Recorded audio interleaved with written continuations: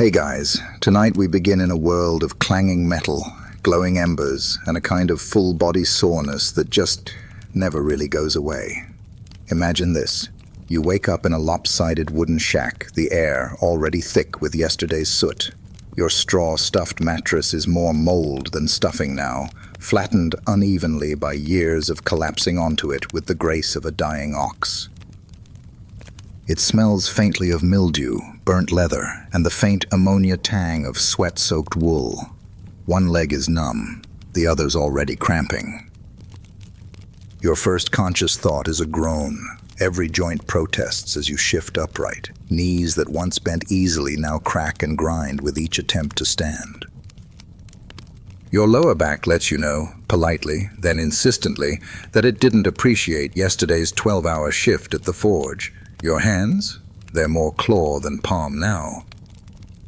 You have to massage your fingers open, one by one, each knuckle puffed and tender, and that's before you've even reached for your boots. This is normal. This is daily life. No matter how well you eat, not very, how long you sleep, rarely more than 4 hours at a stretch, or how young you technically are. 30 is considered venerable in your trade. Pain is just expected. It arrives with the morning like sunrise, and it follows you to bed like a loyal dog. Historians still argue whether blacksmiths enjoyed a higher status due to their technical skill, or whether that status was offset by their brutally short life expectancy. You reach for your tunic, crusty with yesterday's sweat, and the motion stretches a shoulder that never quite healed right after that one accident with the swinging bellows rod. You wince, not because you're surprised, but because you forgot that side still twinges. And your ankle, remember that? From last summer, still weak. Still sore, still waiting on a medieval miracle. The irony is that in your village, people think of you as hardy. Tough, dependable. You shape the weapons. You repair the hinges. You shoe the horses. But nobody ever sees you in these quiet morning moments, grimacing as you try to bend enough to tie the frayed leather strings of your shoes. There's no apprentice yet. You can't afford one, so no one else is here to notice that your fingers barely cooperate anymore. You could ask the village healer for a tincture, maybe. Something made of garlic and goose fat and a prayer. But the last one left you puking and more dizzy than relieved. No, you'll just work through it. You always do.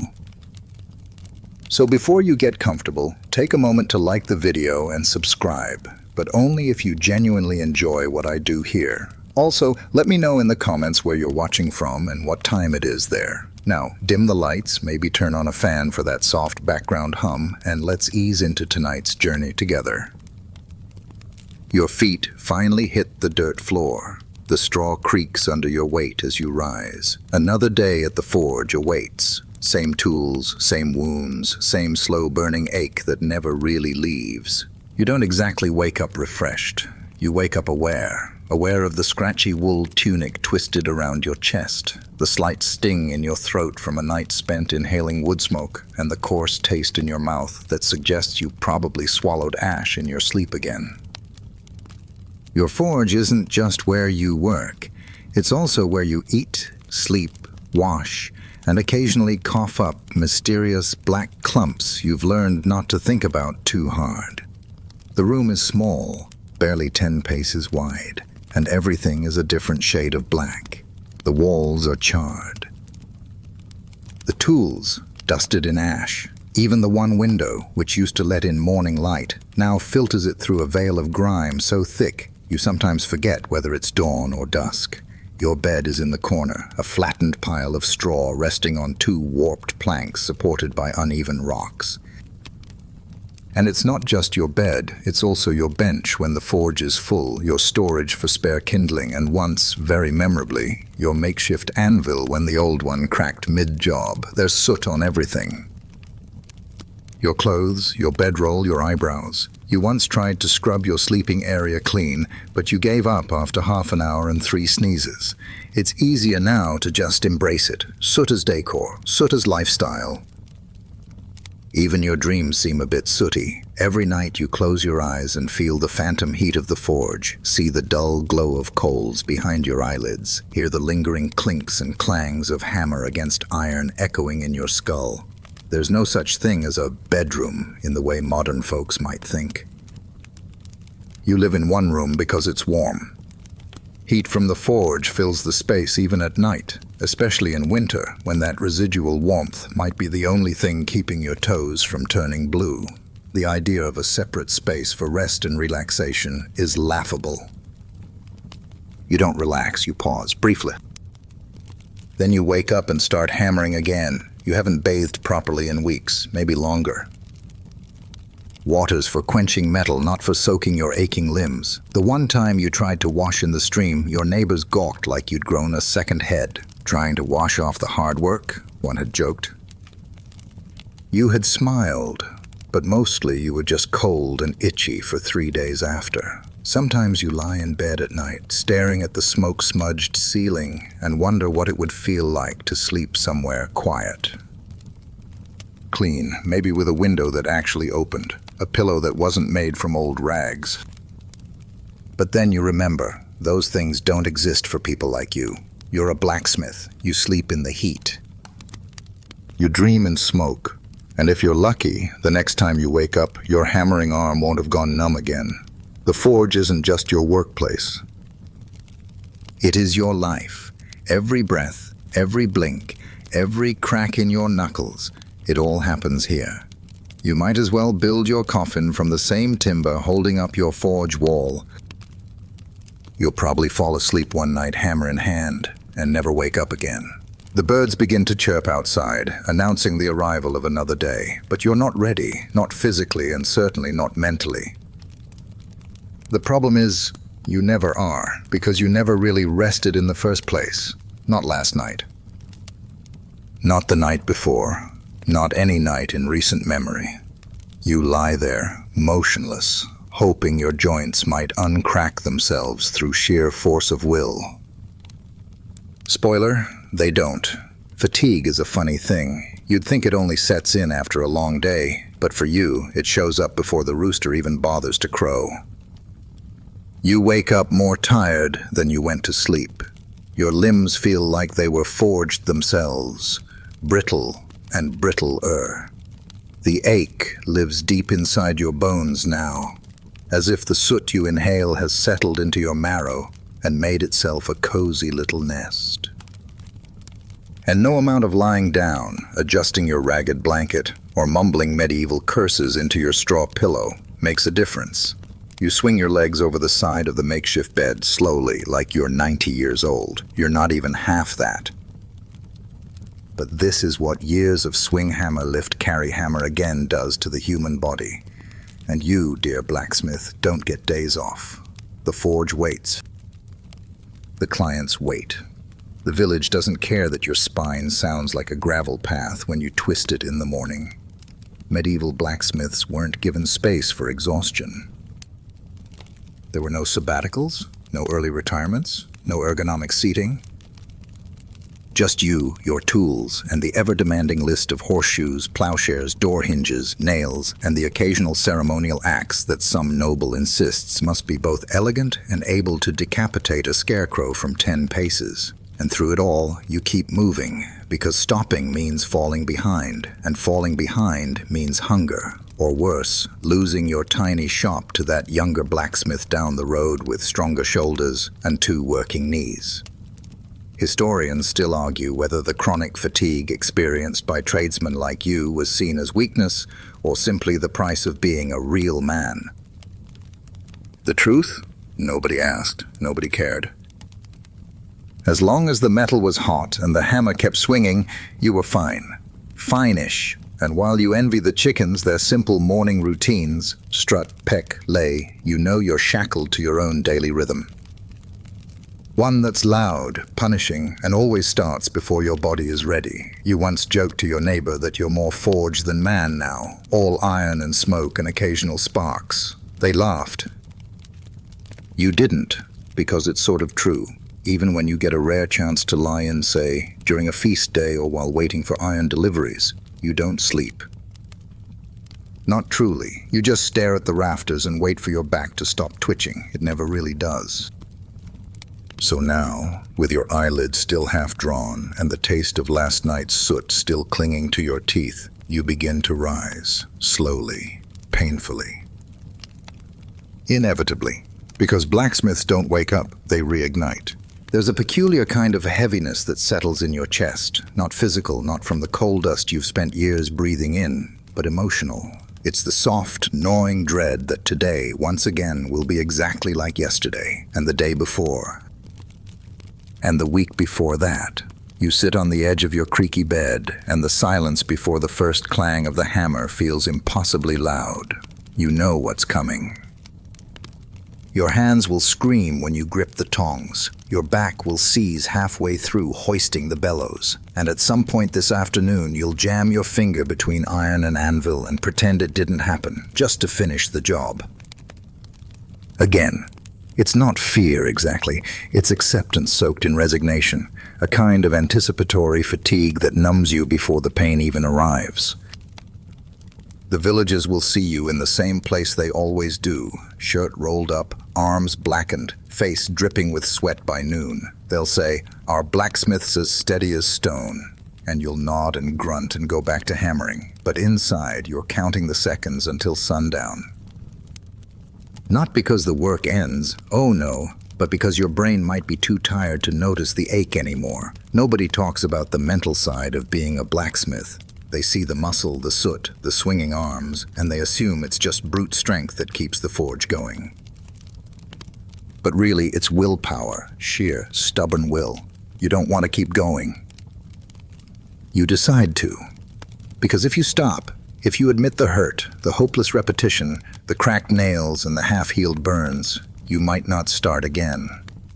Historians still argue whether medieval laborers like you were conscious of their own burnout, or if they just considered it normal. The records are sparse.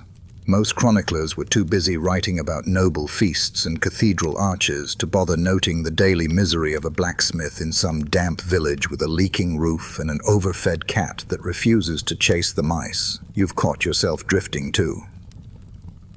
Not daydreaming, your life doesn't really allow for that, but staring blankly at a piece of cooling iron, wondering if today's the day your elbow just gives out for good.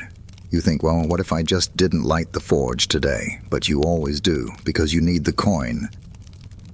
Because the village needs its tools, because your father did it, and his father, and probably his father's father too.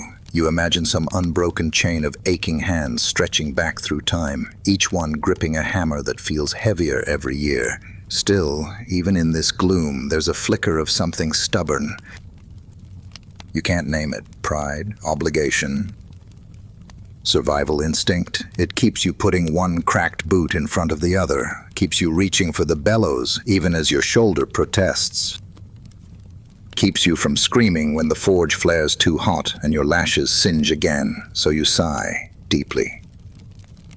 Pull on your soot-stained apron and step back into the fire. The hammer hangs exactly where you left it, just slightly out of reach, because of course it is. It's heavy, awkward, and lovingly worn down by years of abuse. The grip has molded to your hand, or perhaps your hand has molded to it.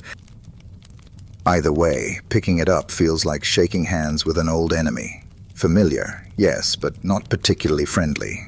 Before you even wrap your fingers around the handle, your joints ache in anticipation. It's the kind of pain that has memory. Your knuckles know what's coming. They throb early, almost as if trying to bargain with you. What if we just don't today? But you ignore them.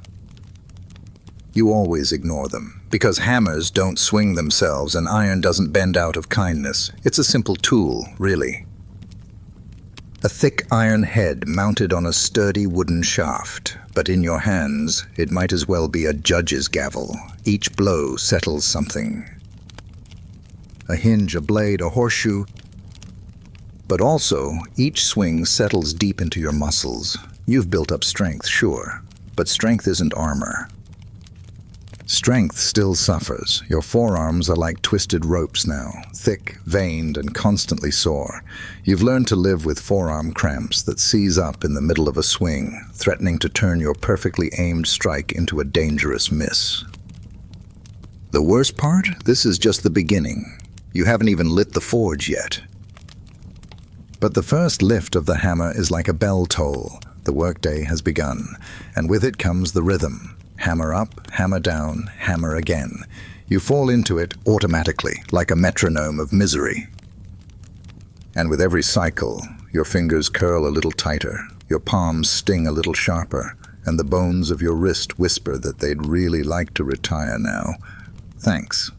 Historians still argue whether blacksmiths used different hammers for different tasks based purely on function, or if it was also a way to manage fatigue. Some say the lighter hammers were for delicate work. Others insist they were just a desperate attempt to save the joints from total annihilation. You personally suspect it's both. Sometimes you swap to a lighter mallet not because the job demands it, but because you simply can't lift the big one again without wincing audibly. There's no warm-up either. No stretching, no limbering up like a knight before a joust. You grab the hammer and you start. If your wrist doesn't work today, you switch to your elbow. If your elbow's swollen, you put more force in your shoulder. And when your shoulder gives out, you brace your whole body and hope for the best. Today's job is simple, straightening iron rods for a new gate. But even simple tasks wear you down. Not because they're complex, but because they never end. Your fingers are already protesting and you haven't even reached the fifth rod. But you press on, because the hammer's not going to swing itself. And if it did, well, you'd probably still be blamed for how uneven the gate looks. By now, your body has become a sort of cobbled-together machine, one that runs on routine, fumes, and sheer stubbornness. You've developed a particular rhythm to your hammering, a tempo carved out over years of swinging iron against iron. But your body, it hates the rhythm. It protests every beat. It screams in joints you didn't even know had names. Your wrist was the first to go. The constant twisting, the repeated angle of the grip, it wore down the tendons until your hands started to tingle in the middle of the night.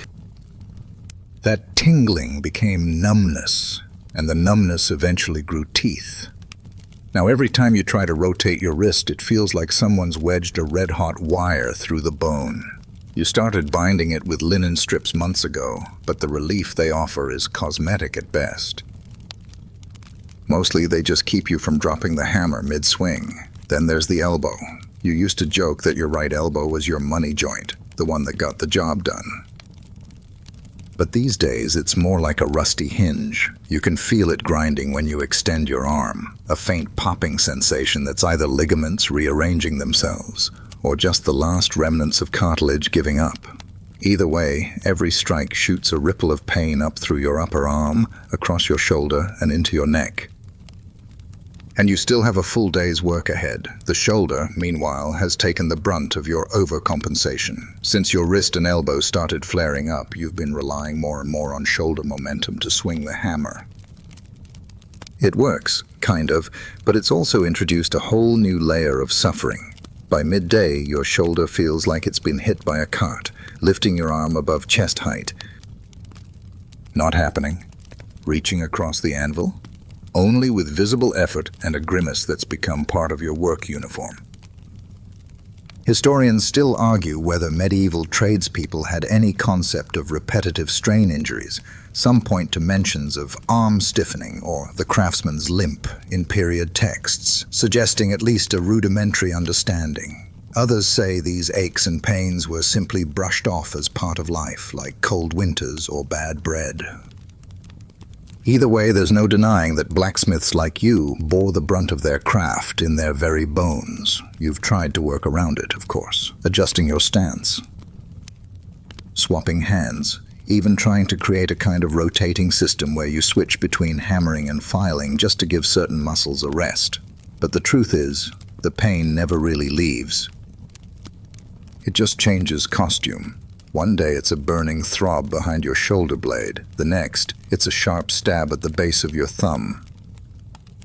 You've come to recognize each flavor like an old tavern regular might recognize their favorite ale. And still, you keep swinging, because that gate isn't going to straighten itself. And let's face it, even if it could, you'd still be out here, hammer in hand, muscles screaming, because this is what you do. This is what you are. The first clang of the day reverberates through your skull like a bell tolling just for you. And it's not a crisp, clean ring either. It's a jarring, metallic slap, loud enough to startle birds, sharp enough to slice through thought. You wince, even though you knew it was coming. Even though you've heard it 10,000 times before. Even though this sound is your life. The anvil doesn't sing, it screams. It screams with every strike of the hammer, every correction, every reforging. It's a language of pain and persistence, and you've become fluent in it whether you like it or not. That constant high-pitched resonance isn't just in the room, it's in your head. It lingers long after the hammer's dropped, like a phantom echo trapped behind your eardrums. Over time, you've stopped noticing the subtle differences. In the early days, you could tell if the iron was ready by the way it rang. A too high tone meant it was still too cold. A dull thud, too soft. But now, it all blurs into a single wall of sound that blankets your brain and stays with you, even when you're trying to sleep, even when you're chewing a stale hunk of bread and pretending that clang you just heard was in your imagination. Your ears ring constantly now, not sometimes, constantly. The silence of night doesn't exist anymore. There's always a low, persistent whine, like a mosquito in your skull that never lands.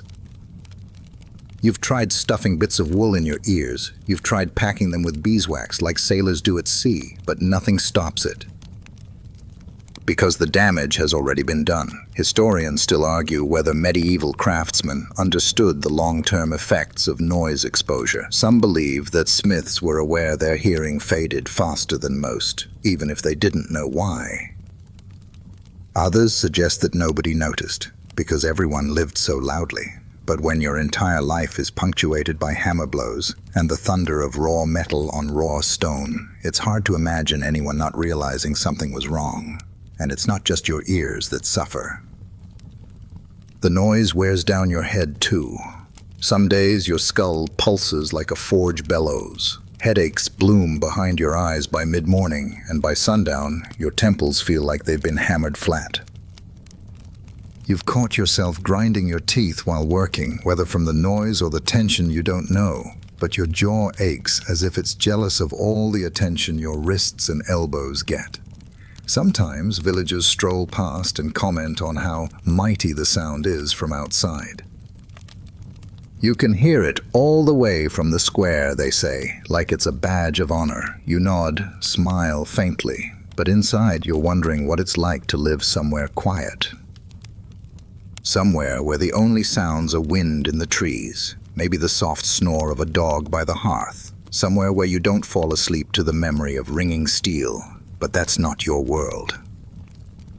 Your world is sound, harsh, rhythmic, unrelenting sound, and every blow of the hammer, though necessary, costs you a little more silence you'll never get back.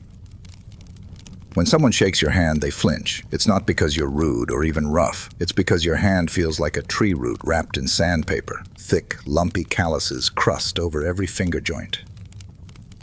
The pads of your palms are as cracked and dry as old riverbeds, and the pressure you use is unintentionally firm. Not because you're trying to assert dominance. You just genuinely can't tell how tightly you're squeezing anymore. Your hands have seen more punishment than a medieval battlefield. Burns, cuts, crushed fingernails, and the occasional embedded metal shard. These are the daily offerings at the altar of the forge. Over time, your skin has adapted the only way it knows how, by thickening. Each callus is a badge of long hours spent holding tongs, hammering iron, and dragging raw metal into shape with all the elegance of a one-man earthquake. But thick skin isn't invincible. Your hands crack constantly, little fissures that split open during cold weather or long shifts, oozing just enough blood to sting when sweat gets in. And oh, does sweat get in. It pools in your gloves when you wear them, which you avoid because they make you clumsy, and it dries into salt crusts that etch even deeper lines into your palms.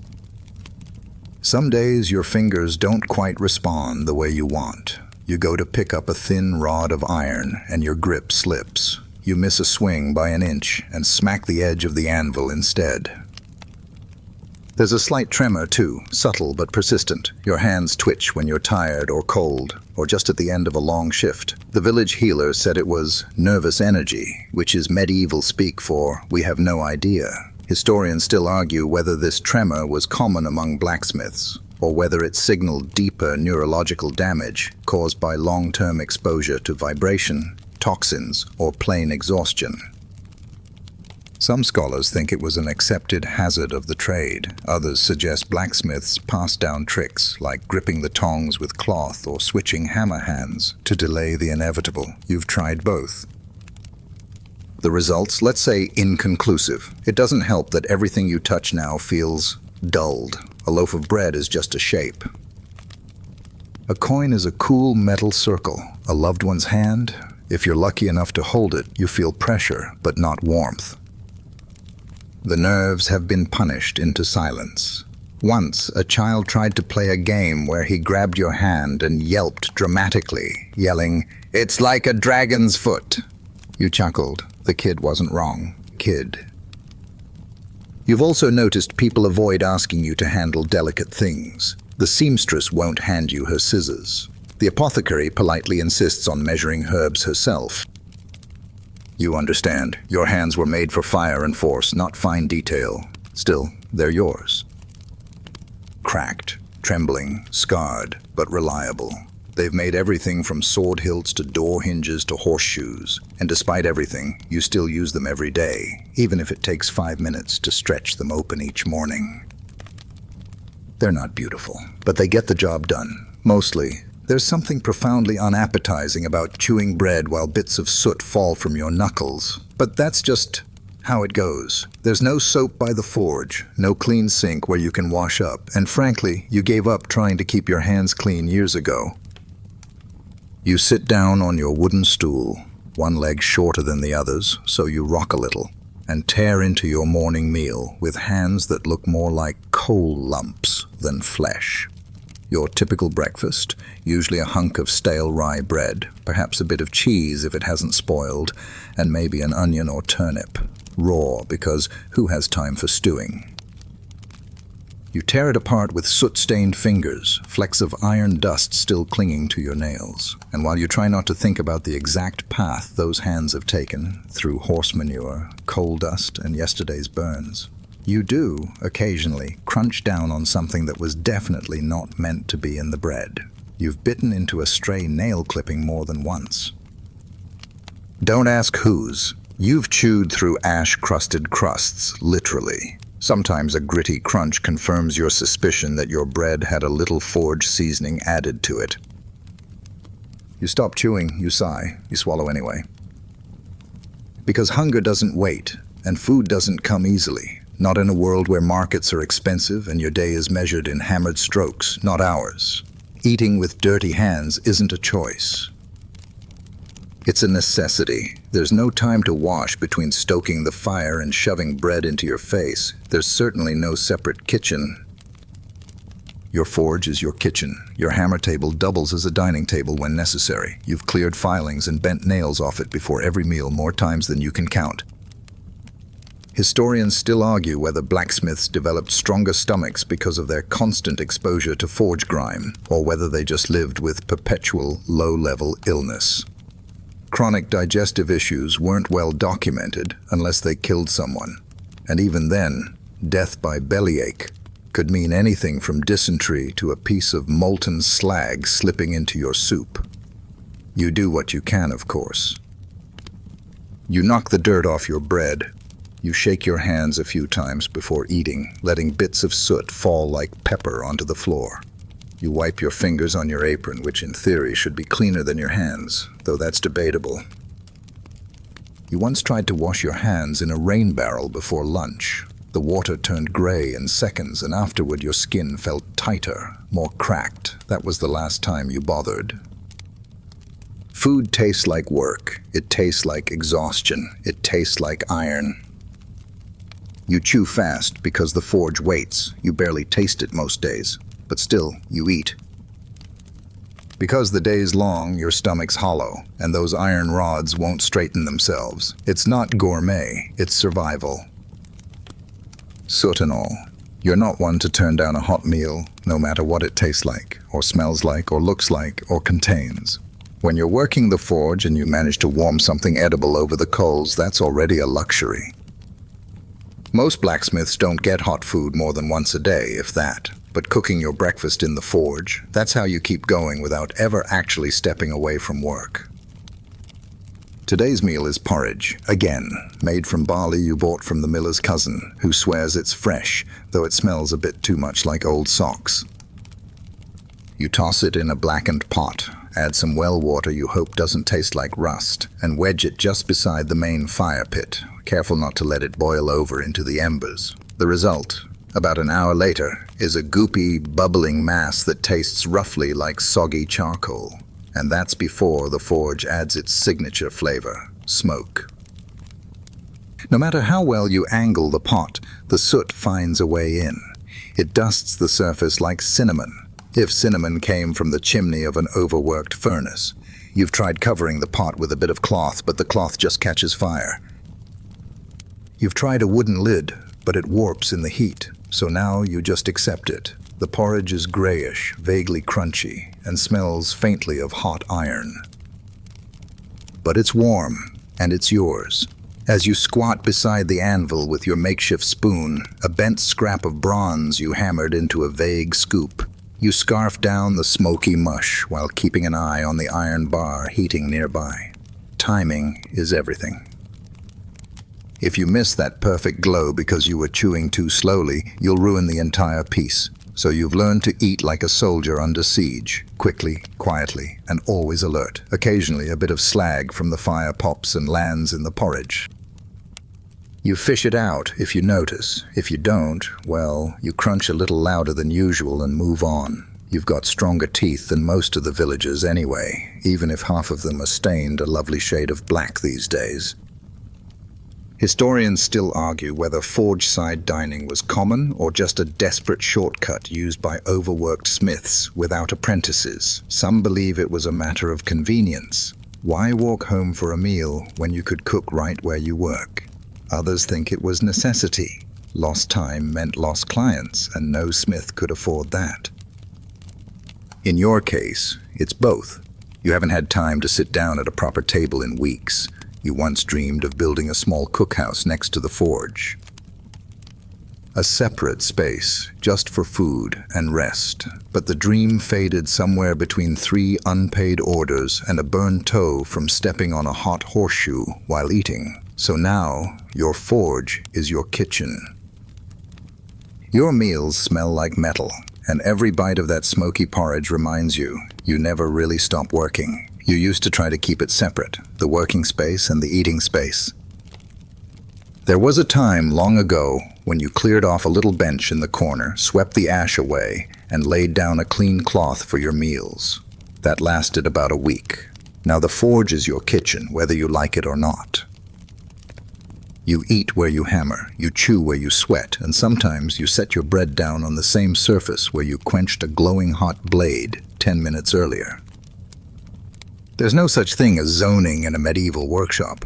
The concept of cross-contamination hasn't been invented yet, and even if it had, you don't have enough space or enough energy to care. One room holds everything. Anvil, bellows, food. Bed, tools. And because the forge runs almost all day, the room is always warm, always smoky, always vibrating with the echoes of labor.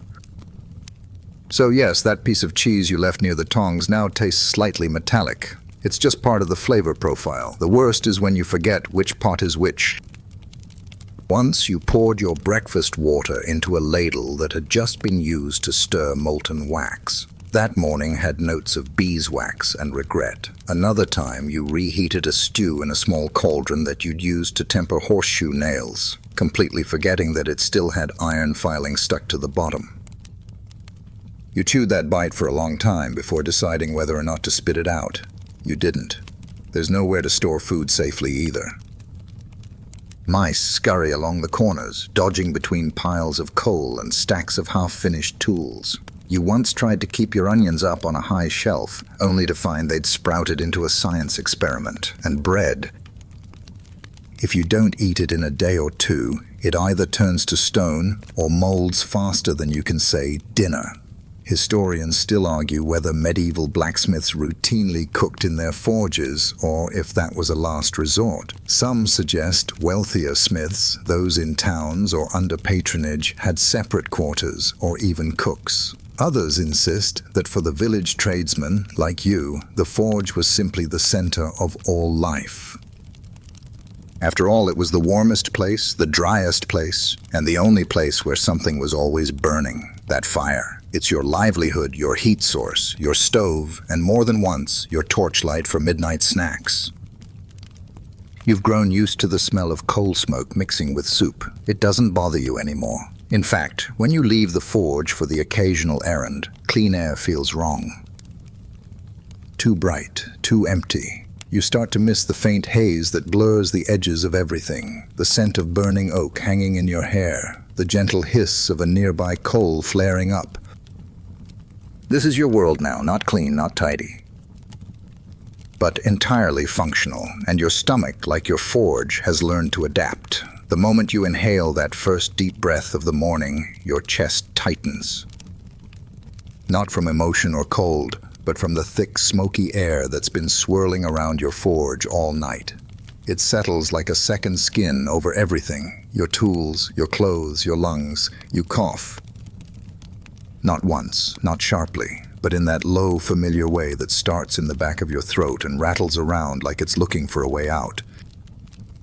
It never does. The forge's smoke doesn't politely drift out the windows like you wish it would. Instead, it clings to the ceiling beams, curls around the rafters, and eventually sags down toward you like a lazy predator. Ventilation is mostly theoretical. You leave the door cracked and hope the wind's in a helpful mood. Some days it is. Most days it's not. By the time you're hunched over your first meal, whether it's a hunk of bread or a sloshy bowl of smoke-infused porridge, you're already breathing in a cocktail of carbon ash, metal dust, and the occasional bit of whatever mystery wood your charcoal man dropped off this week. You've learned to eat with your mouth half open, half closed, an artful balance that lets you breathe without coughing and chew without choking.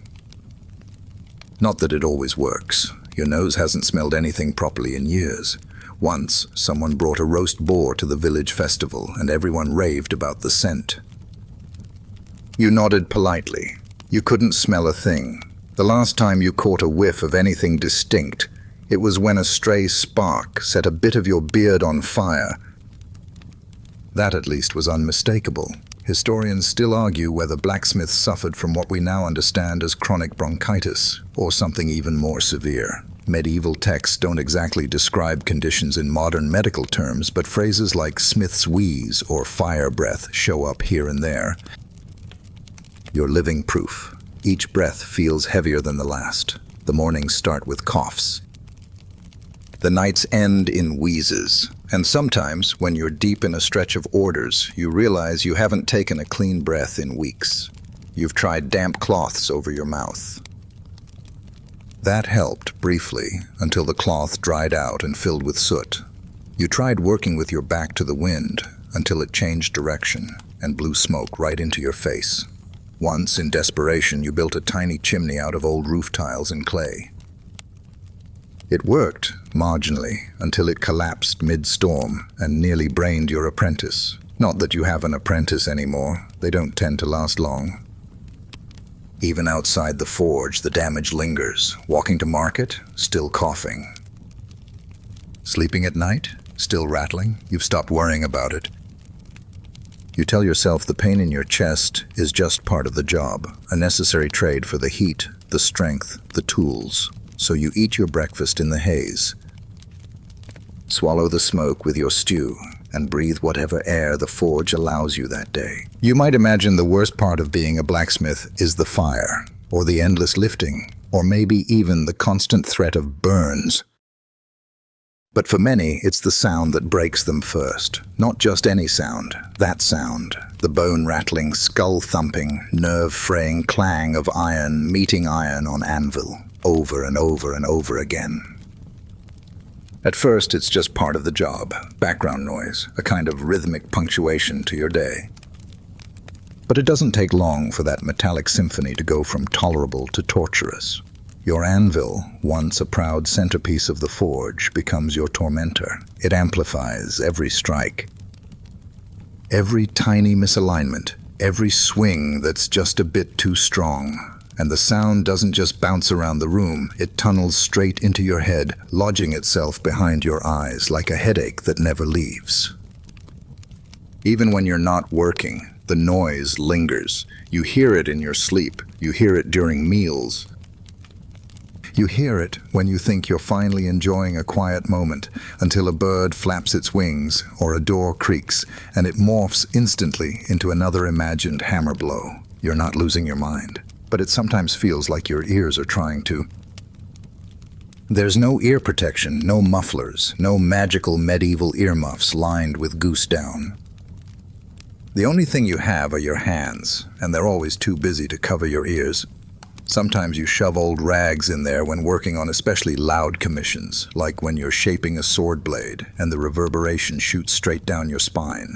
But that only dulls the pain a little, and then you can't hear your bellows hissing or your iron cooling behind you. It's a trade-off. Protect your ears or do your job properly. You pick the job, always.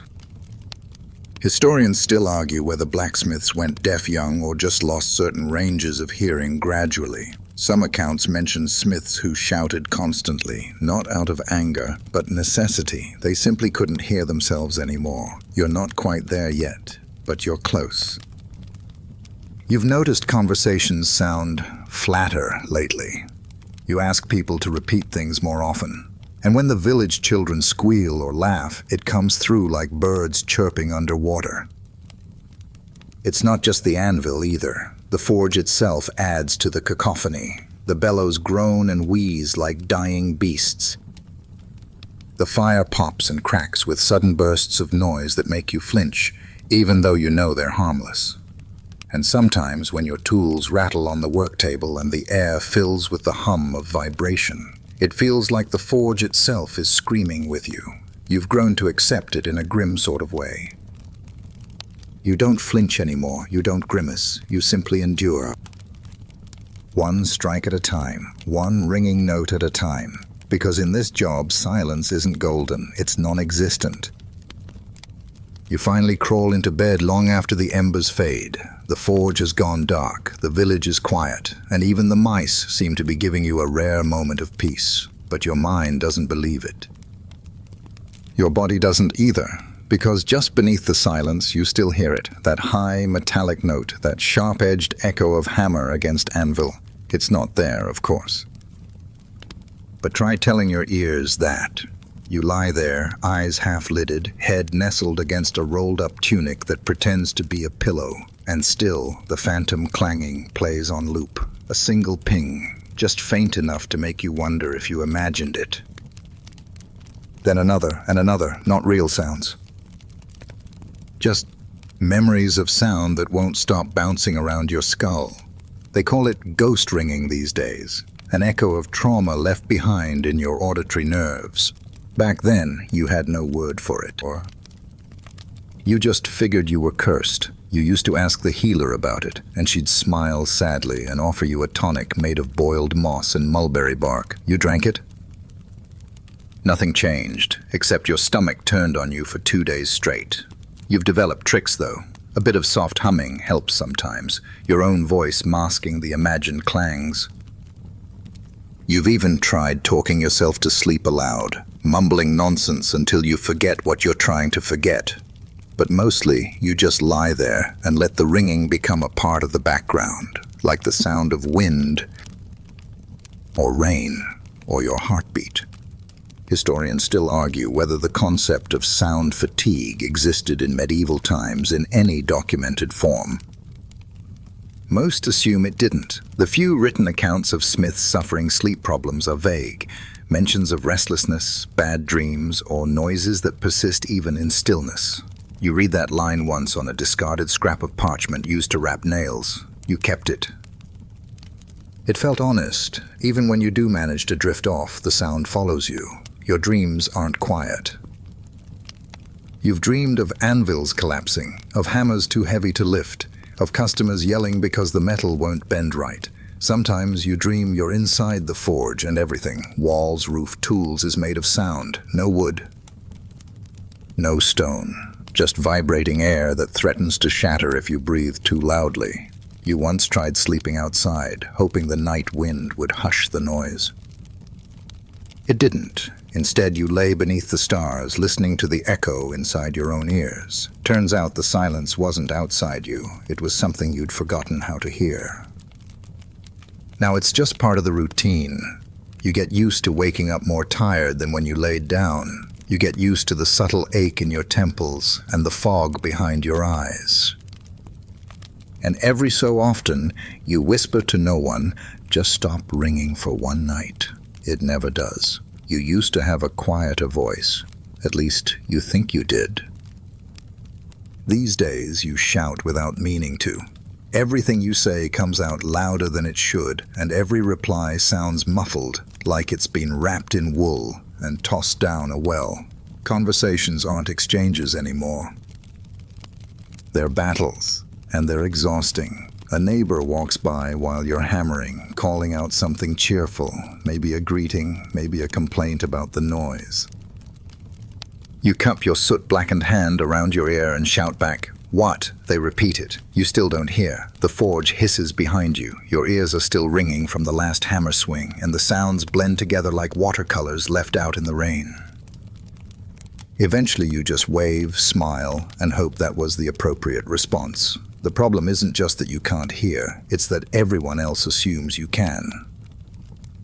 They talk at normal volume, forgetting that you live in a world where most words arrive either too late or not at all. You ask them to speak up, they raise their voices.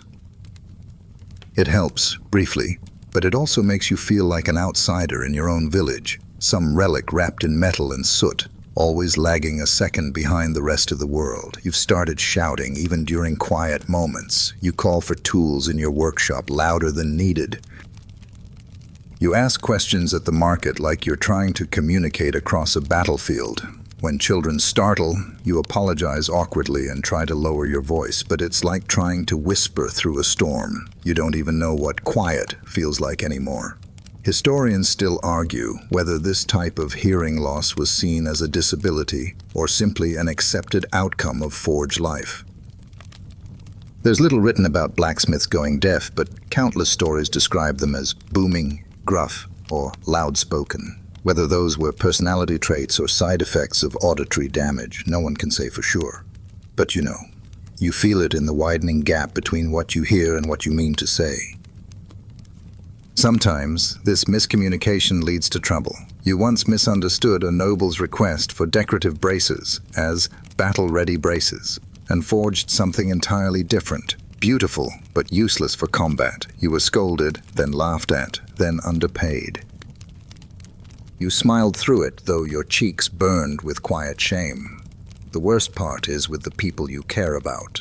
A whispered joke from a friend goes unheard. A soft-spoken thank you vanishes into the forge smoke. You nod, pretending you caught it, but part of you feels like you're standing behind a pane of glass, watching the world move, mouths open, sounds distorted, unable to join in. You've considered trying to read lips, but it's hard when most villagers speak with half their mouth and none of their patience. So you carry on, louder, blunter, more isolated than you mean to be. The anvil may be your tool, but it's also your wall.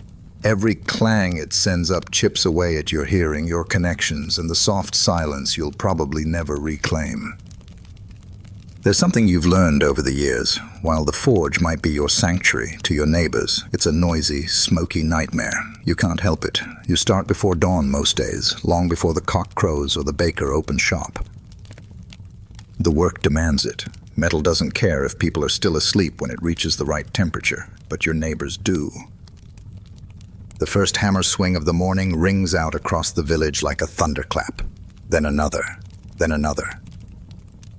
It's not long before curtains rustle and shutters creak open, faces peering out, bleary-eyed and annoyed. Some try to hide it behind polite nods. Others, not so subtle. You've seen a few hands gesture, not exactly neighborly in your direction. You've even been the subject of a few muttered prayers to just take a break one day. You used to apologize. Now you just offer a quick smile and keep hammering, because what else can you do? The forge has no snooze button, and commissions don't wait for brunch.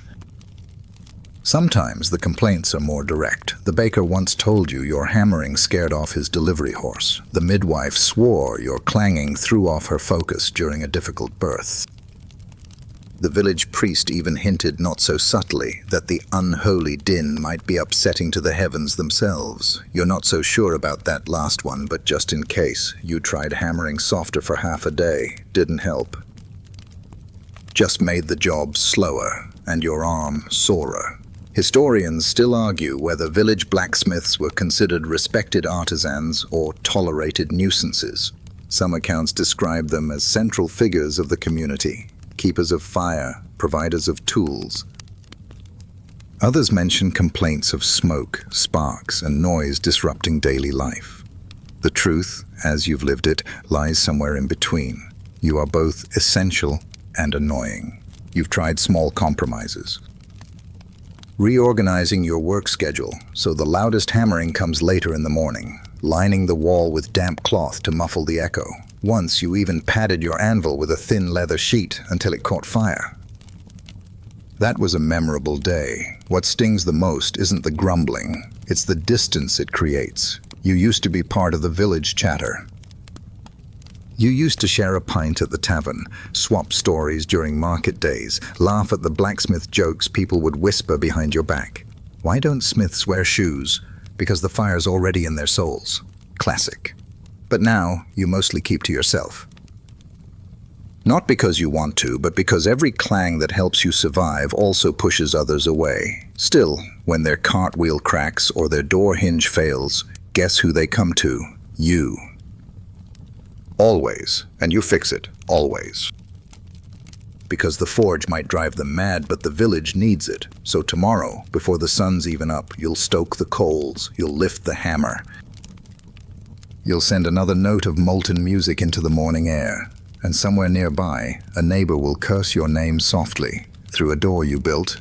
Your hands don't feel like hands anymore. They feel like tools, coated in a tough, brittle armor of skin built layer by painful layer. The calluses aren't just thick. They're geological, little mountains and plateaus formed by years of heat, pressure, and skin sacrificing itself so you could keep going. If a scholar took a cross-section of your palm, they'd probably find a historical record in there. Burn scars stacked atop older burn scars, like tree rings made of pain. You remember the early ones, the first blister you got from gripping the hammer too long, the first accidental touch of hot iron, an innocent-looking horseshoe that hadn't quite cooled. You dropped it, cursed, and spent 3 days nursing a red welt that wept and peeled like an overripe peach. It hurt. You flinched every time you held a cup. Back then, you still felt things, but pain's a teacher, and over time, your skin adjusted. Hardened, toughened. Now you can press your fingers briefly to a still warm blade without flinching. You can catch a falling tong by instinct. Yes, it singes, but only for a second. The nerves aren't gone exactly. They've just dulled. You've worn them down like you've worn down your tools through sheer repetition. The calluses stretch across your palms, over the joints, around your thumbs. They crack sometimes, especially in cold weather. Long, angry splits that open like little mouths and sting like betrayal. You wrap them with scraps of linen, smear them with tallow or lard, but they never really heal. They just stop hurting. Eventually, you always know more are coming. Historians still argue whether blacksmiths developed a form of occupational armor, a phrase used to describe how the body changes in response to extreme long-term strain. Some believe smiths saw their skin as part of their toolkit. Others argue it was simply a badge of endurance, proof that you belong to the forge. Either way, when people shake your hand now, they notice. Their eyes widen, their fingers recoil slightly. You're used to it. You once helped a farmer lift a heavy beam into place. He looked down at your palm and said, "Looks like you've been punched by the devil," and kept the mark. You laughed. It wasn't far off. Your hands have become something between weapon and warning. Rough, scarred, darkened from years of working with materials hotter than the sun and just as unforgiving. There's pride in them too. As much as they hurt, they tell your story. Every burn, every healed-over blister, every patch of numb skin, they're evidence that you endured, that you kept going when it would have been easier to stop. So when you hold your hammer each morning, those calluses are what keep it from slipping. They keep you working. They keep you alive, not comfortable, not pain-free, but alive. And in this world, that's what counts. You don't flinch anymore, not at the little burns. Not at the sharp pinches from a hot pair of tongs, not even when a rogue spark lands square on the thin skin of your neck and sizzles like meat on a spit. Your first instinct isn't to react, it's to keep working. Because if you stopped every time something hurt, you'd never get anything done. Pain isn't a signal anymore, it's background noise. You've learned to sort it into categories. Ignore, probably ignore. Deal with after this swing, and occasionally might need a bandage if the bleeding doesn't stop. You once worked with a split knuckle that bled through 4 layers of cloth. You only noticed when your hammer started slipping in your hand. Even then, you kept going until the job was done. Then you wrapped it in soot-black linen and called it a day. The truth is, pain is part of the job. You don't talk about it. Other blacksmiths don't either. When you run into one at the market or on festival day, there's a silent understanding. You see the burns on their forearms, the twitch in their shoulder, the way they favor one foot over the other, and you just nod. They nod back. It's a shared language, spoken in scars and clenched jaws.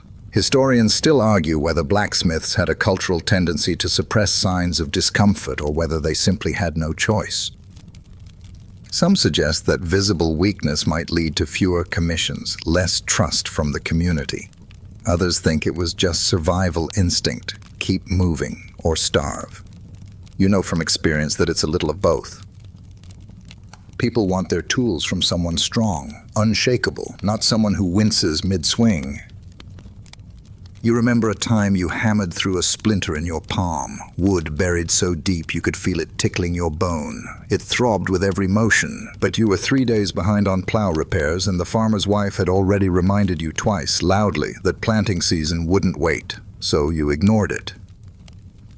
Later, you dug it out with the tip of a nail and rinsed it in beer. That was the closest thing to antiseptic you had on hand. There's a part of you that's proud of this tolerance. Proud of the grit. But there's another part, small, buried, a little quieter, that wonders what it would feel like to just stop when something hurts, to rest, to take care, to let the injury be more important than the task at hand. But that's not the world you live in. There are no backups, no replacements, no time. The forge doesn't pause because your hand aches. The bellows don't slow down because your arm's going numb. So you push through. Because you have to, and somewhere in the pain, you find a rhythm, a numbness. A grim sort of comfort, until the next spark lands, and you don't even notice. Your body has become a map, not of roads or rivers, but of pain. You could trace your life story in the lines and patches and twisted little blotches of skin that mark your arms, your legs, even your chest. Each one has a history, though some you've long forgotten. Others you remember all too well. There's the pale line across your left forearm. That was from a horseshoe that slipped out of your grip, red hot, and bounced once before searing a perfect crescent into your skin. There's the jagged patch just above your collarbone, courtesy of a snapped belt on the grinding wheel that lashed out like an angry snake. And then there's the odd, slightly purple mark under your ribs that no one else seems to notice. That one's from the time you tripped while hauling a bar of iron and fell straight into a pile of half-cooled slag. You don't show these scars off, not because you're ashamed, but because they're not trophies. They're just part of the job.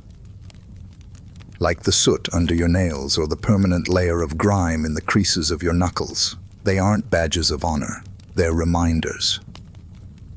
Warnings etched into flesh. Some are smooth. Others are rough, raised like tiny topographical ridges. A few you try not to touch, because even after all this time they still tingle. Not painful exactly, but electric, like your body remembers the injury more vividly than your mind does. Historians still argue whether blacksmiths carried these scars as symbols of pride, shame, or simply necessity. There are tales of mastersmiths in royal courts who displayed their burns openly, almost defiantly, proof that they didn't just talk about craft, they lived it. Other accounts suggest smiths wore long sleeves even in summer to hide their wounds from customers who might doubt their skill based on how many mistakes they'd clearly made. You don't know what category you fall into. Some days you bare your arms without a second thought. Other days, the weight of so many old injuries makes you reach for your threadbare overshirt. You've joked that your skin looks like a poorly kept parchment scroll, tattered, ink-stained, burnt at the edges. Once, a visiting friar asked about a particularly nasty scar that runs diagonally across your hand. "A fight?" he asked, eyebrows raised. You shook your head. "No," you said, "a kettle hook, slipped off the beam." He didn't quite know what to say to that. You didn't explain further. There's a strange intimacy to your scars. You know them better than you know your own handwriting. They catch the light at odd angles. They itch during storms. They whisper stories at night when you can't sleep. And though you sometimes wonder what your skin might have looked like without them, smooth, unblemished, soft, you also know that version of you never existed. Not once the forge claimed you. This is the body it gave back. When you get hurt, and you will get hurt, the options for treatment are limited. There's no ointment shelf, no neat little first aid box tucked in a corner. There's just what's available. Some vinegar, a few strips of linen, maybe a scrap of boiled wool if you're lucky, and a handful of folk wisdom passed down from people who probably died in their 40s. The first step after a burn or cut is the instinctive one. Curse under your breath and shake the injured hand like you're trying to fling the pain off. Doesn't help, but you do it anyway. Then you reach for the vinegar. It stings like betrayal, sharp and immediate, but everyone swears it cleans the wound. You grit your teeth and pour it on. It fizzes a little, or maybe that's just your imagination. Either way, it makes your eyes water. You wrap it with whatever's cleanish. A torn bit of apron, a square of old linen you meant to use for polishing. You try not to bleed through it too quickly. You'd think with all your injuries, you'd have some kind of organized bandage supply by now. But the forge doesn't allow for that kind of planning. When you're patching wounds as often as you're fixing blades, triage becomes a part of daily routine. There's no rest either. You don't stop working because your hand is split open or your ankle's gone purple. You simply work differently. Shift your grip. Use your elbow instead of your wrist. Hammer one-handed, while the other one throbs beneath the dirty wrapping. You adapt, or you go hungry, and hunger hurts worse than most wounds. Historians still argue whether medieval blacksmiths had better knowledge of wound treatment than the average villager, given their access to heat, water, and metal tools. Some say yes, pointing to evidence that smiths boiled cloth or used red-hot irons to cauterize cuts. Others believe they simply endured more injuries and got better at ignoring them. Either way, your medical toolkit remains delightfully primitive. Some wounds don't heal right. They close crooked. They leave weird colors behind. One of your fingers no longer straightens fully. It was crushed under an iron bar and never quite recovered. Another has no feeling at all. That's the price of surviving every day with fire, iron, and the occasional falling horseshoe.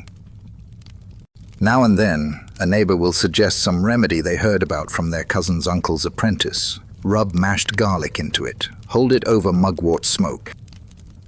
Pray to Saint Eligius under a full moon. You try most of them, some out of hope, some out of boredom, but nothing works like time or luck. You once joked that you're held together with soot, salt, and sheer refusal to die. The wound care doesn't make you better, it just keeps you moving. And in this life, moving is what matters. So you tighten the cloth, bite down on a piece of wood, and get back to the anvil, bleeding, burned, but unbroken. You spend hours making shoes, 4 per horse, each one shaped, fitted, and nailed in place with the care of a craftsman and the pressure of a ticking clock. You've built shoes for every kind of hoof, the big, cracked ones of overworked draft horses, the dainty, twitchy ones of the nobleman's new steed, even the stumpy little feet of the priest's mule. You take pride in it. A well-fitted horseshoe can keep an animal sound for weeks, but when it comes to your own footwear, let's just say your standards drop drastically.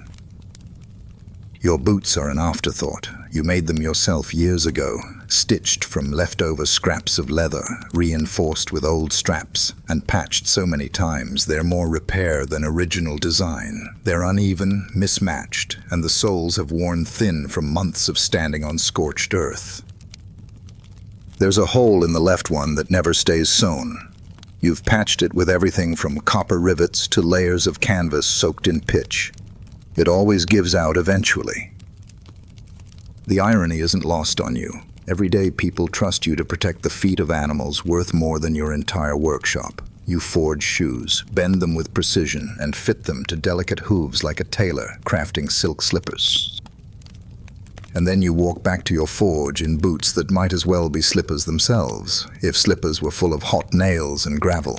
Historians still argue whether blacksmiths commonly had access to good personal gear, or if all resources went into their trade. Some suggest smiths were respected enough to receive gifted clothing or materials from grateful clients.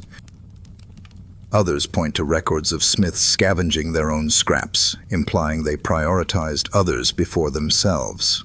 In your case, the horses eat better than you, and they walk easier too. It's not just the condition of your shoes, it's the danger.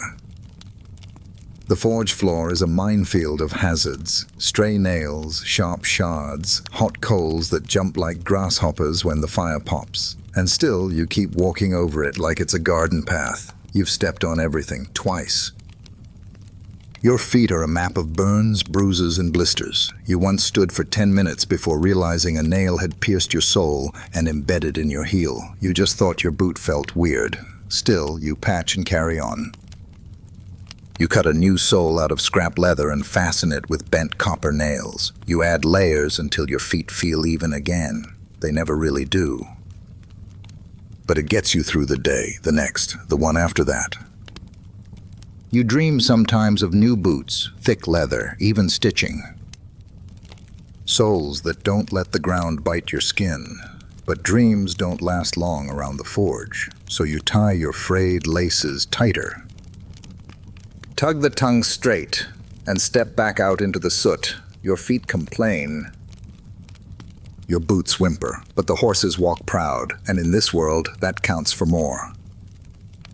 There are days, more than you'd care to admit, when the boots just aren't worth it. They're too stiff, too cracked, or too soaked through from last night's rain to offer any real protection, so you go barefoot.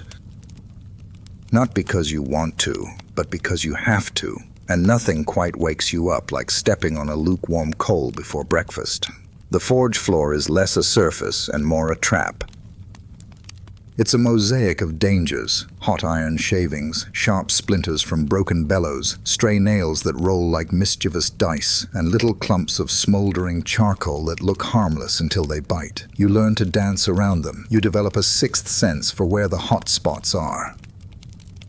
But even then, your toes catch on something unforgiving at least once a day. Your feet have changed. The soles are thick, tough, more leather than skin at this point. You've burned the same toe so many times it no longer grows a proper nail. Your heels are cracked. Your arches ache. But there's something about bare feet in the forge that almost feels necessary. You grip the ground better. You move with more control. You feel the forge, its rhythm, its temperature, its warning signs through your soles. It's painful, yes, but familiar. Still, every now and then, pain surprises you, like when a nail lands upright and your foot finds it perfectly, or when you're pulling a half-cooled rod from the fire and it slips, landing inches from your foot with a hiss that could blister air. You once dropped a horseshoe directly onto your toe. You limped for a week, muttering every curse you knew and inventing a few more. Historians still argue whether smiths routinely worked barefoot, or if that was a sign of poverty, urgency, or sheer stubbornness. Some say it offered better control when pumping bellows or handling delicate shaping work. Others believe it was simply a matter of supply. When boots failed, you used what you had, your feet. You lean toward the latter explanation. You never choose to be barefoot. It just happens. You tried sandals once. Leather scraps, bound with cord. They lasted 2 days. The cord snapped, the sole peeled off, and you found yourself dragging a half-melted strap behind you like some tragic, smoky tale.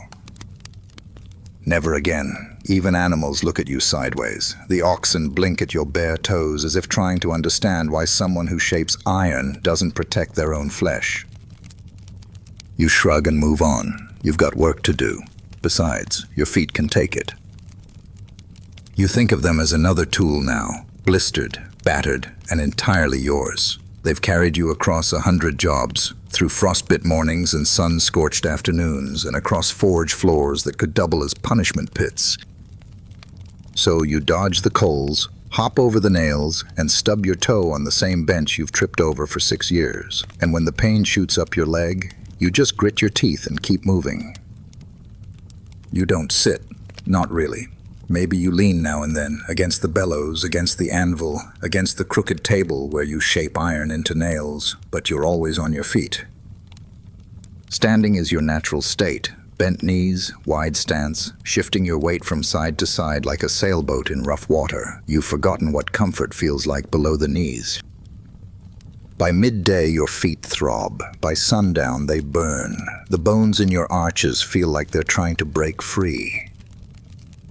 Your toes, smashed and stubbed 100 times, swell until they push against the inside of your boots like bread dough trying to escape a too small mold. You've tried stuffing extra cloth in there to cushion the pressure. It helps until it doesn't. Then it just adds another lump in a place you don't want one.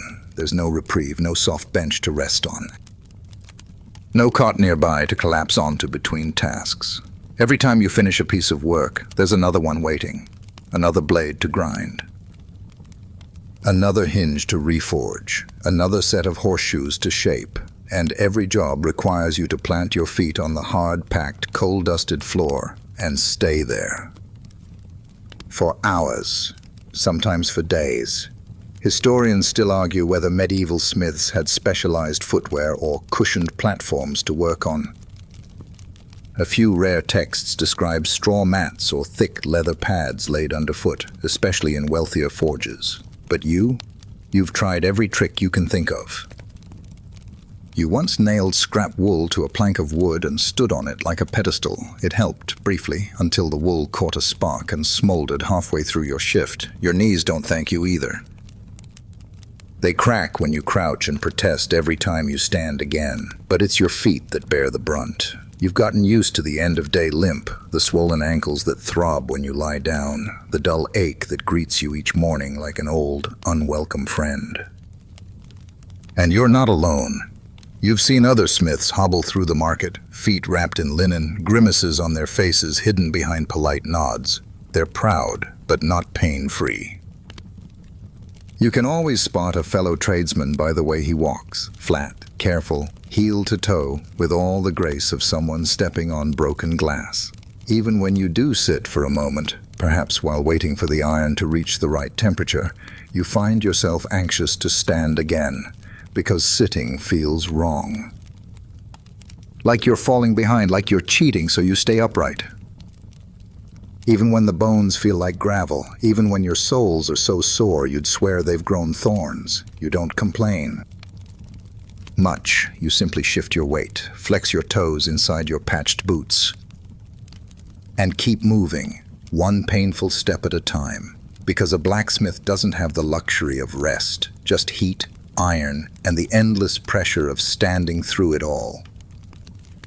You've learned to be creative with comfort, not out of luxury, but out of desperation. When your boots rub your heels raw, or when the forge floor bites back with stray coals and iron shavings, you reach for whatever's at hand. And most days, that means a pile of ragged cloth scraps tucked in the corner, blackened by soot and stiff with age. You don't know what they used to be, maybe an old tunic, a discarded apron. But now they serve a new purpose, keeping your feet together. Wrapping your feet has become a ritual. You sit on your wobbling bench, knee pulled up awkwardly, and begin winding the cloth slowly around your heel or ball of the foot. Wherever the latest blister has bloomed, you fold it double, sometimes triple, and tie it in a crude knot that will inevitably shift halfway through the day. There's no adhesive, no laces, just friction, sweat, and hope. It doesn't always work. Sometimes the rag slips. Sometimes it bunches and creates a new blister while trying to soothe the old one. But it's better than walking barefoot over hot nails or letting a fresh wound rub open with every step. And it gives you a strange sense of control, this tiny rebellion against the endless grind. You can't prevent the pain, but you can prepare for it. That counts for something. You've experimented over the years. Woven straw inside the wrap, too itchy. A thin layer of sheep's wool? Brilliant, until it got wet and started to rot. You even tried slipping bits of hammered tin between layers of cloth to shield your arch. That worked until you forgot it was there and tripped on a stone, bruising your own instep so badly it turned purple for a week. Historians still argue whether these improvised protections were standard practice or simply the inventions of particularly desperate individuals. Few written records exist detailing the self-care routines of medieval laborers. After all, the chronicler was more interested in what the Lord wore to the feast than in what the village smith tied around his blisters. But if history forgot it, your feet did not. You also wrap your toes on colder days, not just for pain, but for warmth. The forge keeps the room hot, yes, but the floor is still stone, and stone, even warmed by fire, has a way of leaching the heat from your bones. A little fabric barrier can mean the difference between aching cold and merely uncomfortable. The wraps don't last long.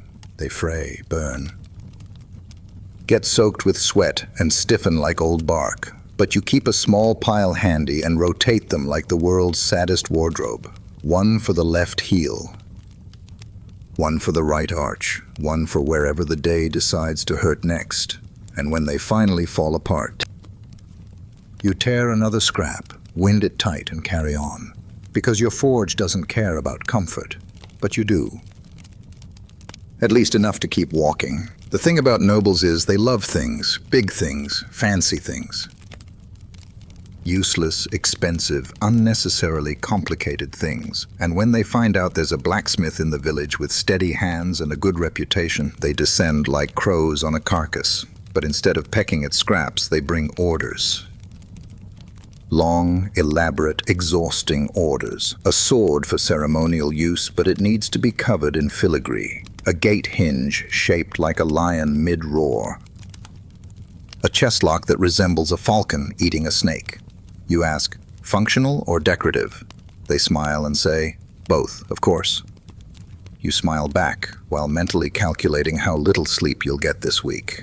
They always want it by a feast day, or a wedding, or some cousin's hunting party that no one else cares about. The deadlines are absurd.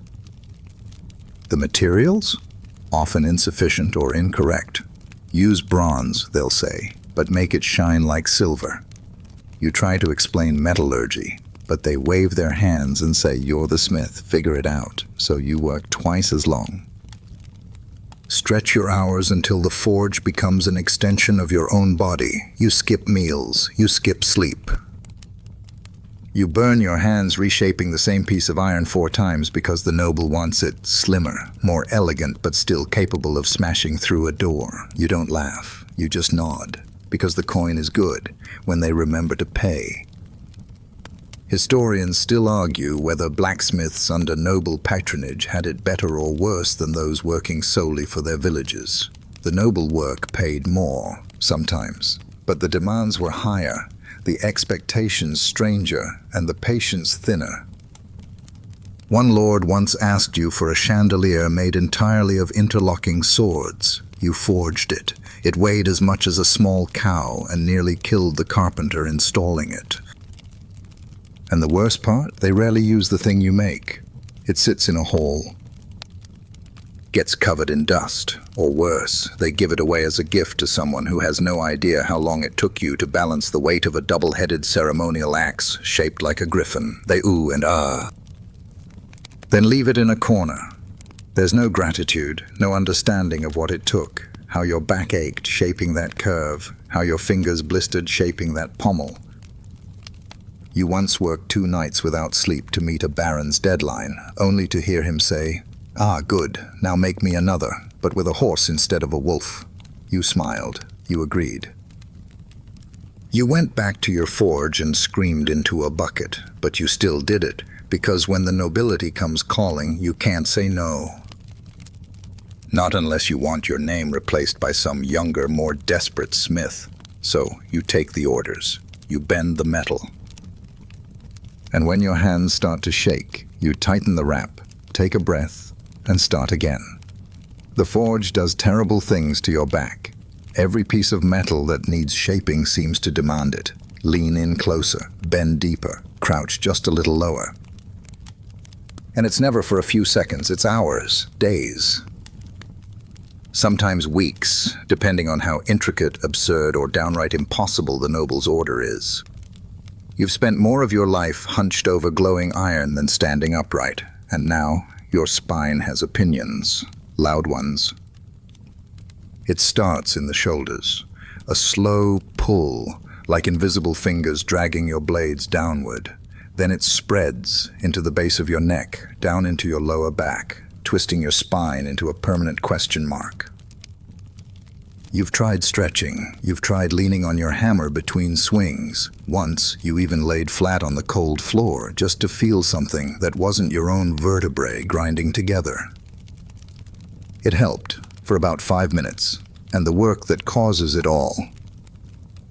Always about beauty, the perfect curve of a gate handle, the matching slope on both sides of a ceremonial dagger.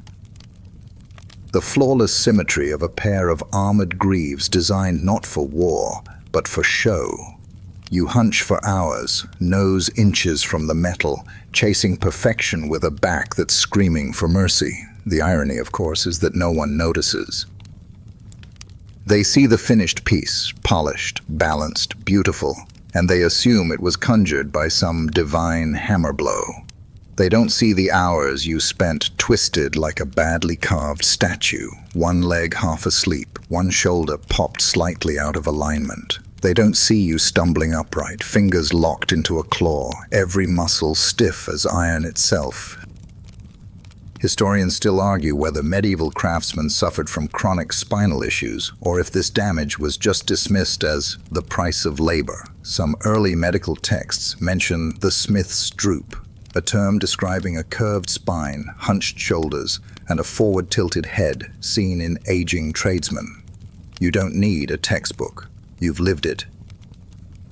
There's a wooden beam you lean against sometimes during breaks. It's warped but solid, and you press your shoulder blades into it, trying to straighten out. It rarely works. Mostly, it just makes you more aware of how crooked you've become. You've caught glimpses of your own posture in a reflective shield once. You barely recognized yourself. And yet, the job demands it. Every beautiful blade means another hour bent like a hook. Every scroll-shaped iron bracket for some noble's balcony means another spasm in your lower back. Every piece of ornamental armor means a week of popping joints and dragging feet. You adapt. You find ways to shift your weight, to brace your elbow, to lean on your anvil just so, but nothing truly fixes it. You aren't forging metal anymore. The metal's forging you, shaping your body into something bowed and battered, but undeniably functional. So you bend again and again for the line, for the symmetry, for the approval of someone who will never know your name. Somewhere along the way, the job stopped being about utility. The villagers still come for horseshoes, tools, and hinges. But the nobles, they want art, not strength. Not practicality, just delicate curves, perfect lines, and flourishes that serve no purpose other than to impress guests who probably don't know which end of a sword goes where. You've made swords that will never see battle, axes that will never split wood, and spears designed to be hung on a wall rather than wielded. They all need to be beautiful, symmetrical, balanced, and most frustrating of all, decorative, which means more time, more delicate corrections, more tiny adjustments to get that scroll work just right, or to hammer a rosebud into a shield boss without flattening the petals into oblivion. And every little detail comes at the expense of your body. You lean closer. You angle your wrist in ways that wrist bones were never meant to bend. You hold your breath while filing, because even a slight tremble could ruin the finish. It's not enough to get the job done. You have to elevate it. Make it sing. Make it shine. Make it look effortless, even though it's taking every last ounce of your concentration and balance. Sometimes, you catch yourself crouched in a position that can only be described as human pretzel. One foot twisted under the bench, one elbow braced awkwardly against the side of the anvil, your chin resting just above your thumb as you try to etch the third of 6 identical swirls into a pommel cap. You can't feel your toes. Your back is spasming. But the noble steward said it needed to look noble yet modest, whatever that means. Historians still argue whether this shift toward ornamental work was driven by economic necessity or changing aesthetics. Some believe smiths pursued decoration to differentiate themselves. Others claim nobles demanded it to signal status. What's certain is that your workload doubled the moment someone decided that beauty mattered more than balance. You sometimes miss the simplicity of a solid horseshoe. Heat, bend, hammer, done. It works. It lasts. But those don't earn compliments. No one brags about a hinge that swings smoothly. But they do rave about the gate handle shaped like a griffin's talon, even if it's awful to actually use. The worst part? The more beautiful your work becomes, the more of it they want.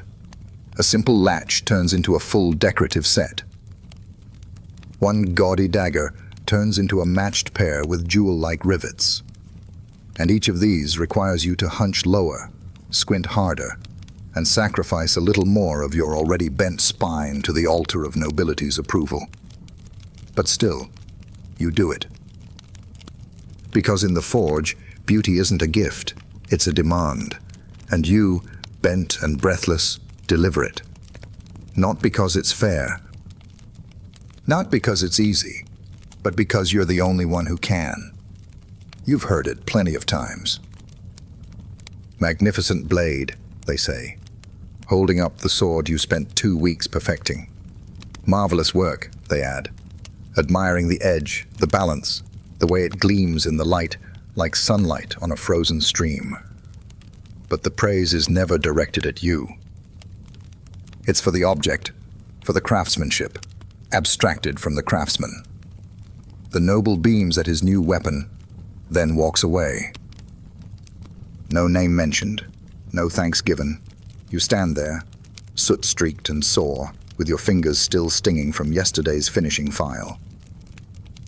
They'll never know you reheated that pommel 5 times to get the curvature just right, or that the inlay on the crossguard cracked halfway through, forcing you to scrap an entire afternoon's work.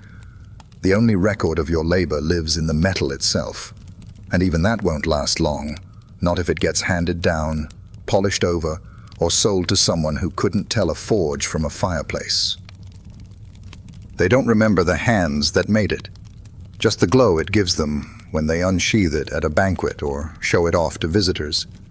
A blade like that becomes part of their legacy, their legend. Commissioned by Lord so-and-so, they'll say. Never. Made by a man with one good knee and a spine like a question mark. You've come to expect it. In fact, when a noble once asked your name, you didn't even know how to answer. You paused, half thinking it was a trick. He nodded and moved on before you could say anything. That was the closest you've come to credit in years. Historians still argue whether blacksmiths received recognition in medieval society or were simply regarded as background laborers. Some were celebrated, especially those attached to royal courts or large cities. Others lived and died anonymous, their works outlasting their memory by centuries. You fall into the latter group. Functional, dependable, invisible. Sometimes you carve a tiny symbol into the metal, not enough to be obvious. Just a little mark, tucked under a grip, inside a hinge, hidden behind a plate. It's not vanity. It's proof that you were here, that someone shaped this, that a person, not magic, forged this beauty from fire and brute force. You've stopped hoping for gratitude. It's enough to know the thing you made works, that it holds its edge, that the gate opens cleanly, that the knight doesn't lose his sword mid-duel because the hilt held fast. But still, there's a flicker of something when you hear people talk about your work. Not mention you, just the item. It's pride, maybe, or quiet defiance. A whisper from your tired muscles that says, "They may not know my name, but my work does." And so, you return to the anvil, not for glory, not for thanks, but because what you make will outlive you, and that, quietly, is enough. You cough before you even open your eyes. It's not the kind of cough that surprises you. It's the old kind, the familiar kind. The deep, gravelly scrape at the base of your lungs that signals another day breathing air that tastes like burnt iron and charcoal. You clear your throat and feel the soot shift inside you. Some mornings you think you could forge a nail from what's lodged in your chest. The forge never really stops smoking. Even when the fire dies down at night, there's always something smoldering. Coal buried in ash, a log that didn't quite burn clean, or a forgotten scrap of leather melting into fumes. The smoke lingers, soaking into every crack of the workshop, curling up into the rafters and hanging there like a heavy curtain. You breathe it in all day, every day. And now, your lungs are as black as your apron. You've developed what the healer calls a forge wheeze. It's a low whistle that rides your exhale, barely noticeable when you're busy, but impossible to ignore when the world quiets down. It gets worse in the mornings, and worse again when you laugh. You don't laugh much anymore. Some of the other smiths you knew, they didn't make it past 50. The old master in the next town over used to spit black every morning, said it was just the fire leaving me. He stopped showing up to market one winter, and no one seemed surprised. You wonder if that'll be you. Probably. Historians still argue whether blacksmiths understood the long-term health risks of constant smoke inhalation. Some suggest they believed it was a necessary hazard. Better a short life in smoke than a long life in hunger. Others argue that remedies existed but were ignored. Vinegar steam, dried herbs hung in the rafters, even primitive masks made of wet cloth. You've tried the cloth trick. It works for a bit. Then it gets stiff, crusty, and harder to breathe through than the smoke itself. What makes it worse is how normalized it all feels. People walk into your forge, wrinkle their nose, and say things like, "How do you breathe in here?" You shrug. You've stopped noticing. Your nose hasn't worked properly in years. Your throat always feels like sandpaper. It's just life now. You've stopped trying to cough it all out. You just let it sit. Sometimes you wake up wheezing. Sometimes you sleep through it. On bad days, you get dizzy while working the bellows and have to sit, head between your knees, lungs fluttering like a blackened bird trying to fly. Still, the forge needs you. The village needs you. And the fire only listens to the strong. So you breathe deep. The air tastes like iron and smoke and fire. It burns a little, but that's how you know it's working. The fire's dead. The forge is still, and your breath curls in front of your face like wisps of ghost smoke as you step inside.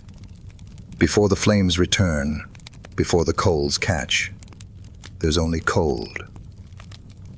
A deep, biting cold that seeps through the cracks in the timber walls, settles into your bones, and wraps itself around your hands like a second set of fingers, one's made of ice. The forge in winter is no haven. Until the fire's roaring, it's worse than the outside. The stone floor is a frozen slab, your tools are stiff with frost, and the iron you left out overnight might as well be part of the wall. You strike flint to steel and your hands tremble, not from fear, but from the way your fingers won't bend properly.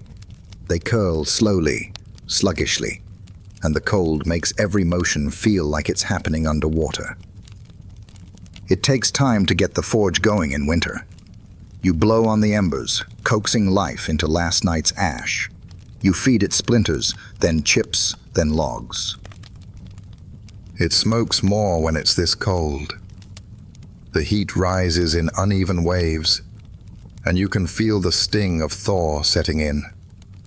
First as a numb ache in your fingertips, then a stinging burn as the blood returns. It's not pleasant. It's not comforting, but it's familiar. Your hammer's handle feels like ice. You wrap your hand around it anyway. The first few swings are always the worst. Awkward, delayed, brittle. You can't feel the grip.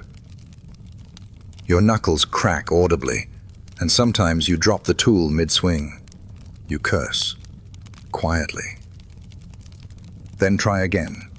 Historians still argue whether medieval blacksmiths slowed their work in the winter months or simply endured. Some sources suggest they adapted their methods, heating smaller batches of iron, forging at different times of day. Others believe the forge simply didn't stop. Life didn't pause because the frost arrived. And neither did you. There are no gloves thick enough for the cold that don't make you clumsy. You tried mittens once. You nearly drove a chisel into your own thumb. Now you just rub your hands together and breathe on them like a man trying to start a fire with his lungs. The cold reaches into your joints. Your knees creak when you crouch. Your elbows ache with every lift. Your back refuses to unknot itself for the first hour of the day. And still, you work. Because iron needs shaping. Tools need repairing. And you can't eat frost. Sometimes, the cold tricks you. You think your hand is on the handle, but you're grabbing the hot end. The pain registers slowly, delayed by frozen nerves. By the time you notice, the damage is done. Still, the forge eventually warms, the fire grows. The frost recedes, and your fingers remember how to move, just in time for the work to pile up again. So you bear it.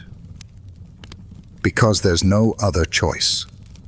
And because even in the cold, the hammer still needs swinging, you've coughed up things that would worry a priest. Black phlegm, dry blood, bits of who knows what. And yet, you keep working, because the forge waits for no man, not even the wheezing ones.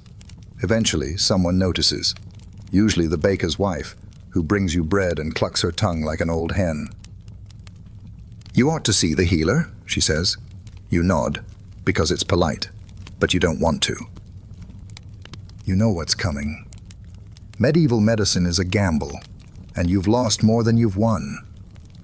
The healer shows up with her basket of mystery.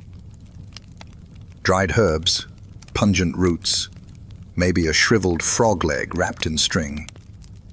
She presses her hand to your chest and listens. You cough on cue. She nods wisely. "Ah," she says, "your lungs are full of damp." You don't argue because that's how these things work. A diagnosis always sounds worse when you question it. The remedy? A poultice of mustard seeds and goose fat, smeared directly on your chest and wrapped tight with cloth. "To draw out the chill," she says. It doesn't work. It just makes you smell like a poorly seasoned dinner. Another time, she gave you a concoction made from boiled onions, honey, and a pinch of powdered snail shell. It went down hot, thick, and offensive. You were sick for 3 days, and not from the lungs. Then there's the steam method, hovering your head over a pot of hot water infused with herbs and covering yourself with a blanket. The idea is to sweat the illness out. You nearly passed out from the heat and emerged smelling like overcooked cabbage. But to be fair, you did stop coughing for half a day, so maybe that one almost worked. Historians still argue whether medieval healers were charlatans or simply limited by the knowledge of their time. Some treatments bordered on superstition. Others, like herbal tinctures or vinegar rinses, had merit, if not effectiveness. But there was no real cure for Blacksmith's lungs. The forge gave, and the forge took. You once heard of a smith in another village who was told to sleep with a raw onion under his pillow. To absorb the sickness, the healer claimed. You tried it. The onion went bad in 2 days, and you coughed yourself awake anyway. The only thing it absorbed was your patience. The worst part of all this? You never stop hoping. Even after the 6th absurd remedy, the 10th prayer muttered over your steaming chest, you still think maybe this one will work. Maybe this time, the ache will fade. Maybe your breath will come easier. It never does, but hope is stubborn, so you nod. You drink the strange tea. You rub on the grease. You chant the words. Because it's what people do when they're desperate. And then, as always, you return to the forge, still coughing, still aching, still alive. You'd think that after years of shaping their tools, repairing their plows, and shoeing their horses, the village would show some grace when your lungs start failing. But they don't. Not really.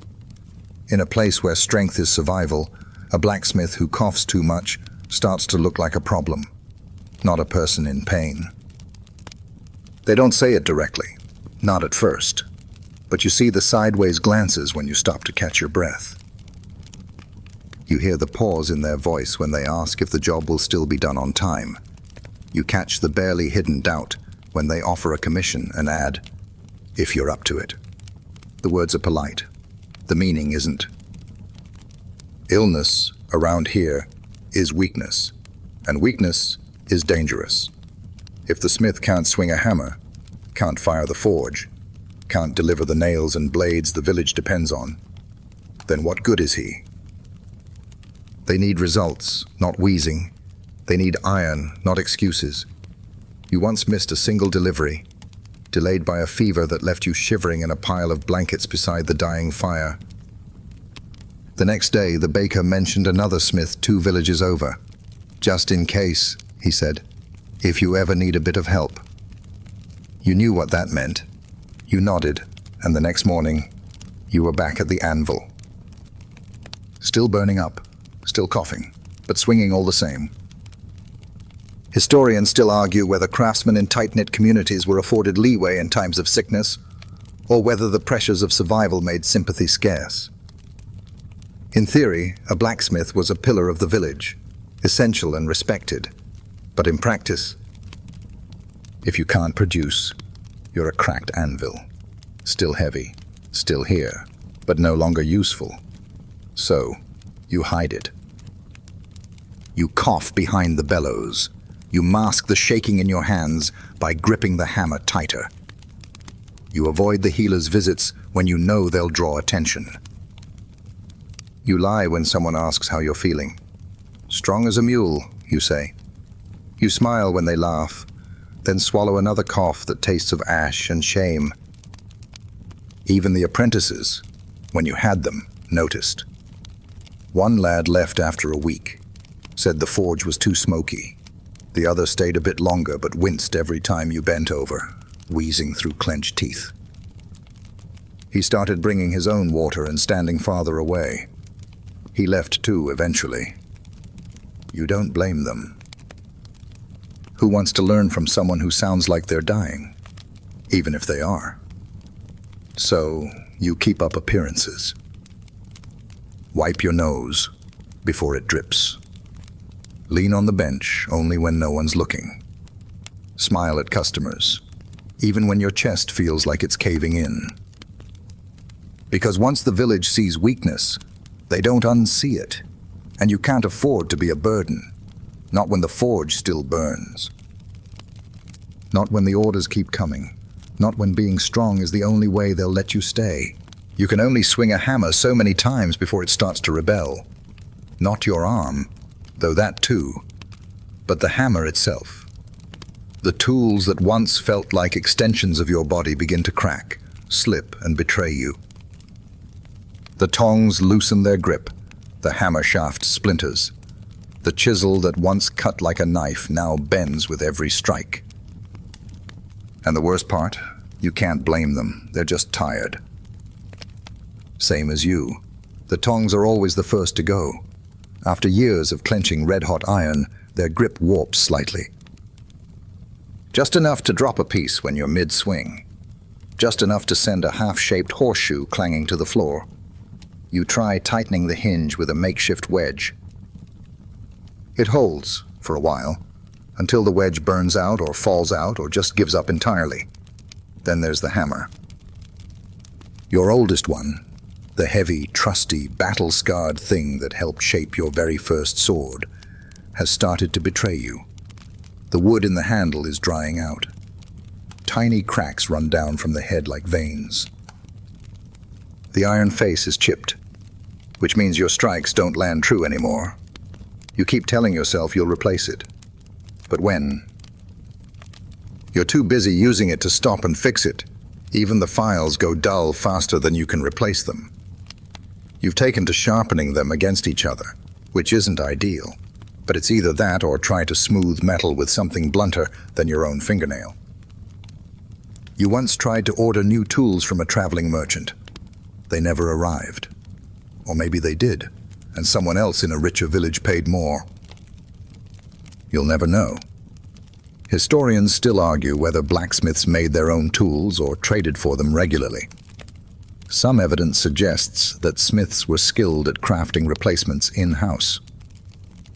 Others believe they reused worn-out tools far beyond their lifespan, patching them with scraps and clever fixes.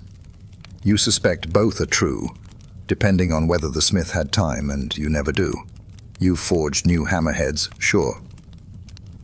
But the process is long, and you still need a hammer to forge the new hammer. It's a frustrating cycle. The tool needed to fix itself is the one most likely to fail during the fix. Sometimes you get creative. You once used an old horseshoe as a clamp.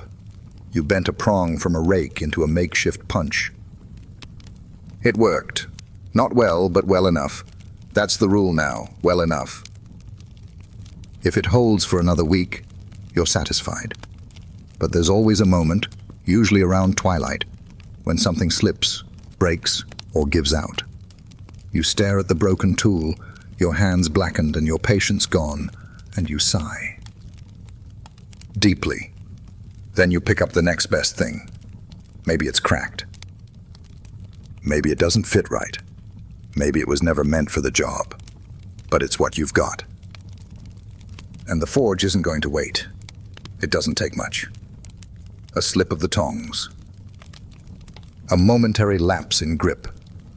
1 extra second before you look down. That's all it takes for a glowing hot rod of iron to brush your wrist, your arm, or, on the worst days, your face. You don't even have time to shout. The pain blooms before the sound can escape your throat.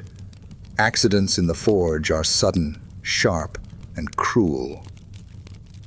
You can spend an hour doing everything right, and still, in a heartbeat, the iron reminds you that it doesn't care. It's not a partner. It's not a friend. It's heat, and mass, and raw potential. And if you lose respect for it, even for a blink, it bites. You've burned every part of your body that the fire can reach. Forearms, obviously.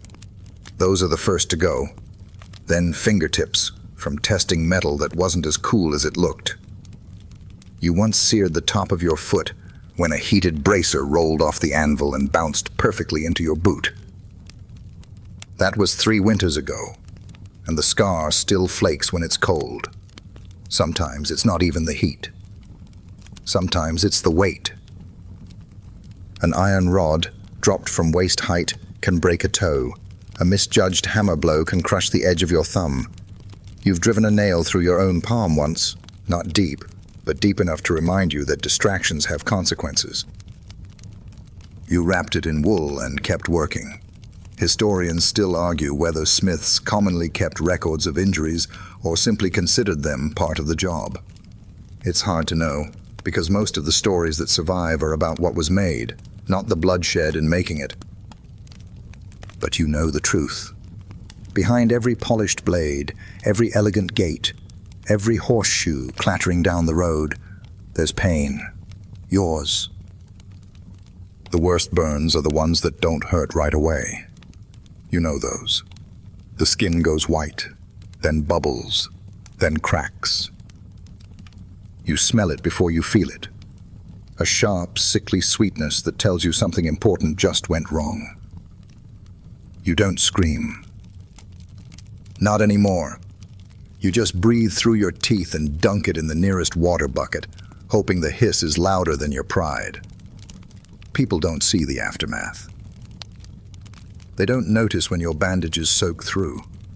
They don't realize why you've been gripping your hammer differently, or why one of your sleeves is rolled higher than usual, to avoid the cloth brushing a fresh blister. And they certainly don't notice the limp from a thigh burn that still hasn't healed right. But you keep going, because what else can you do? The iron's still hot. The orders are still stacked, and the pain, well, that's just part of the rhythm now, like the hammer's ring or the bellow's wheeze. Another sound in the forge's chorus. So you wipe the sweat, check the damage, and go back to work. You'll heal later. Maybe. When something breaks in the forge, you don't panic. You don't curse. You don't even stop working. You just improvise. Because in your world, there's no supply closet, no spare set of tools neatly hung on a wall, no delivery cart arriving with replacements. There's just you, your wits, and whatever happens to be lying within arm's reach. A tong breaks. You grab a pair of iron rods, twist them together with a strip of boiled leather, and call it a temporary grip. The handle on your hammer starts to splinter. You wrap it with twine from a hay bale and drive a wedge of scrap bone into the top to hold the head in place. It's not pretty. It's not ideal, but it'll get you through the next few swings. And really, that's all you ever ask for anymore. The forge itself is a patchwork of these fixes. The bellows developed a tear last spring, so you stitched it with sinew from a deer you traded for nails. The anvil is chipped on one side, so you've learned to rotate your work just right to avoid the flaw. The grindstone wobbles unless you wedge a stone under one leg. And that's on a good day. Historians still argue whether this level of improvisation was a mark of ingenuity or evidence of desperate poverty. Some see it as innovation, craftsmen adapting with grace and brilliance.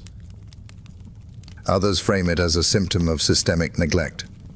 The skilled laborer forced to make do while nobility spends gold on ornament and frivolity. You don't know where the line is. All you know is that you've bound more broken tools with wire, string, and sheer stubbornness than you can count. You've gotten creative too. You once repurposed a broken horseshoe into a tension clamp, took two old hinges, bound them together, and used them to stabilize your anvil stand.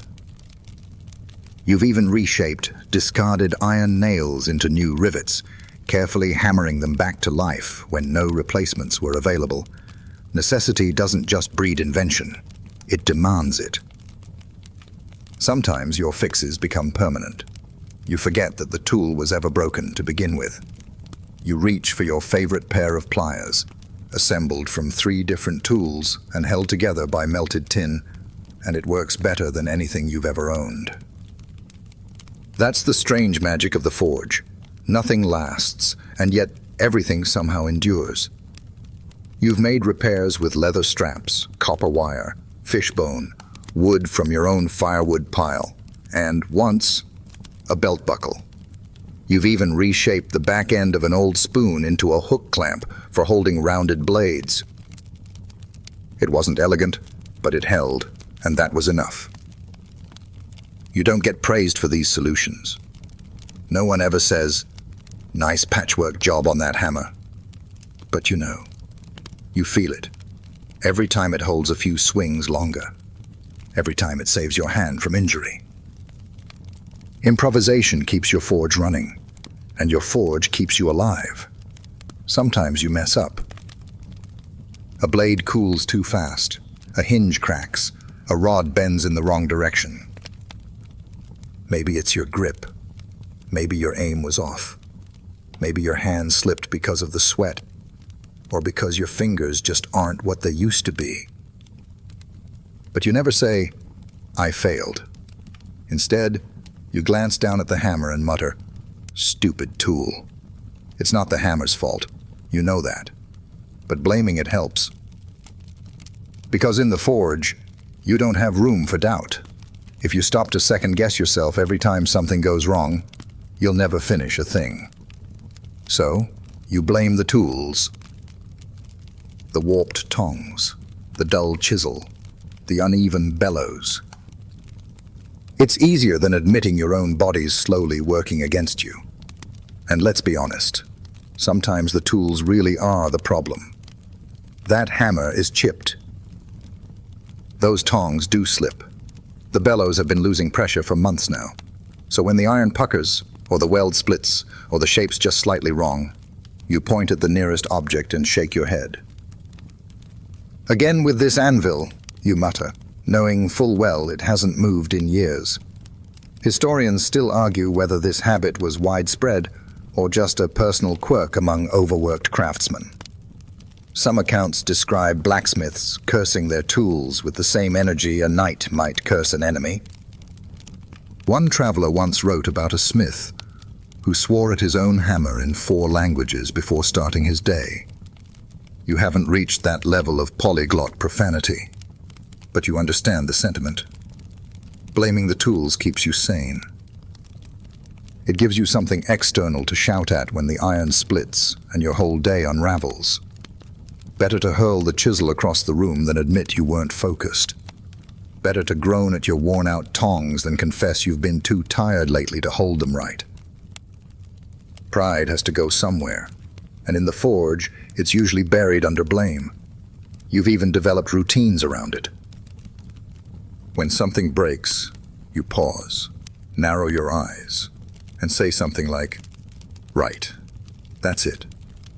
Then you hold the tool up to the light, examine it like it personally betrayed you and declare it unfit for duty. Sometimes you toss it onto the pile of shame in the corner. Sometimes you fix it. Usually you keep using it. The truth is, it's not really about the tool. It's about keeping your own edge sharp. If you let the mistakes fester, let them feel like your fault, they'll start to grind you down. And once you break, there's no fixing that. So you keep blaming the hammer. You grumble at the tongs. You hiss at the forge when it flares too fast. And then you take a deep breath, pick up the tool again, and keep forging. There's no pension waiting for you at the end of this. No quiet countryside cottage with a rose garden and a bench for your aching back. There's just the forge. And then, eventually, there's not. That's how it's always been. A smith works until he can't, and when he can't, the fire goes out. Simple as that. You've seen it before. Old Garin downriver worked until his hands stopped closing properly. Not from a stroke or some dramatic injury, just from wear. Decades of swinging a hammer turned his joints into gravel. One morning, he couldn't grip his plier. He laughed at first, said it was just the cold. 2 weeks later, he stopped showing up to market. 3 months after that, they used one of his horseshoes to mark his grave. That was his legacy, a rusty crescent nailed to a post. There's no magical cutoff age. You don't get a certificate saying you've hammered your last sword. No one throws a feast. No apprentice carves your name into the anvil. You just get slower. Less precise. Your burns take longer to heal. Your cough lingers longer.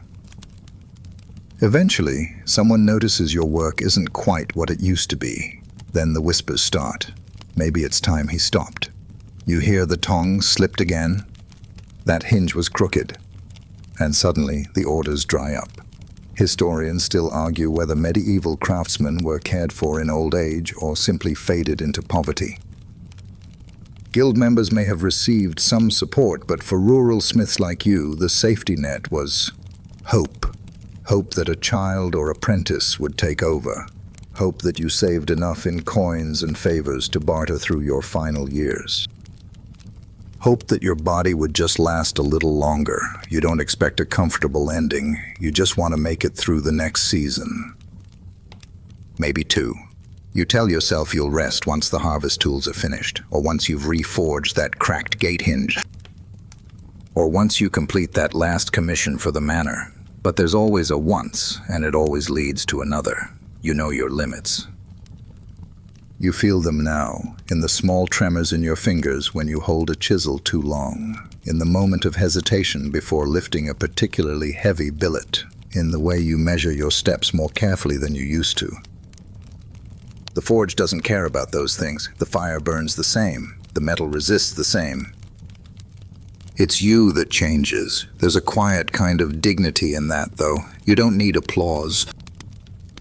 You just need the work. To know you're still shaping something, still useful. Still here, so you keep going, because you've known the rhythm of the hammer longer than you've known rest. And if your last breath comes with the hiss of quenched iron in your ears, so be it. You used to think passing on your craft would be simple.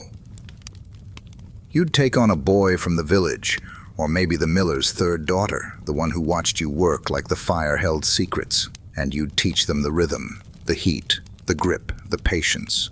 You'd show them where to strike and when to hold back.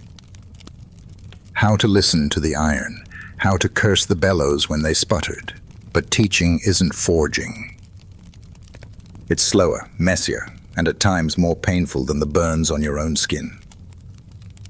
The first apprentice you took on was all enthusiasm and no discipline. He swung the hammer like he was trying to kill a dragon. You told him once, twice, 10 times, let the weight do the work. He never listened.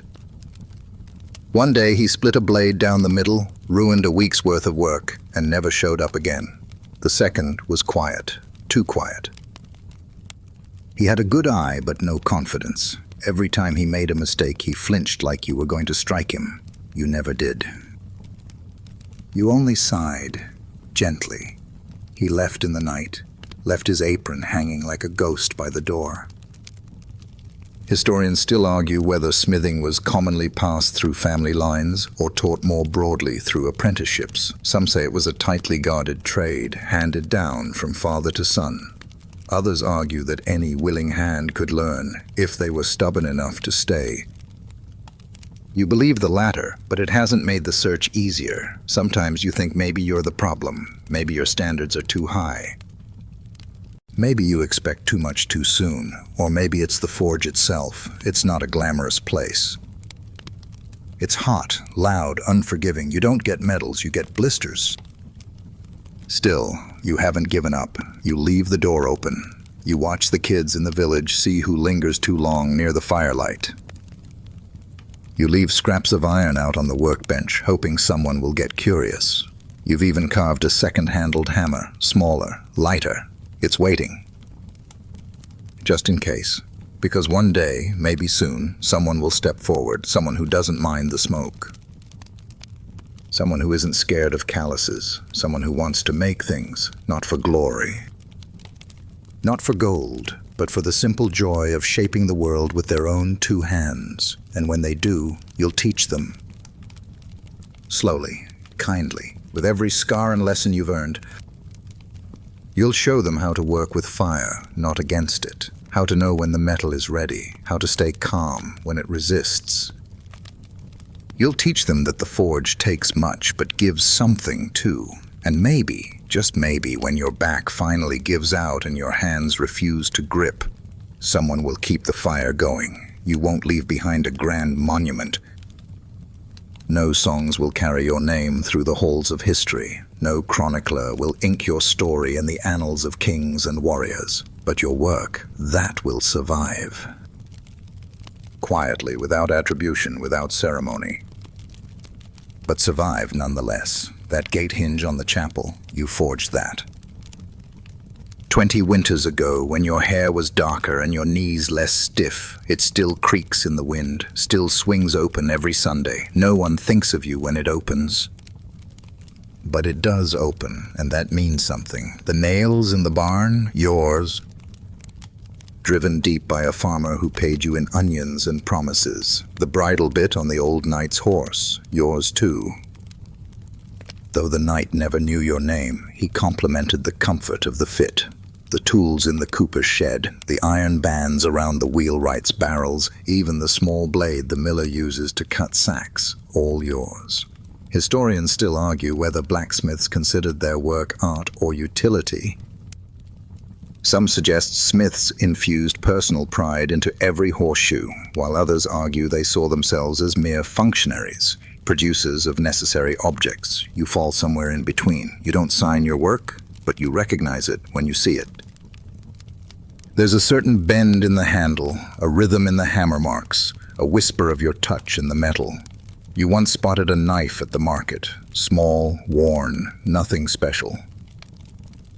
But you knew the shape of it.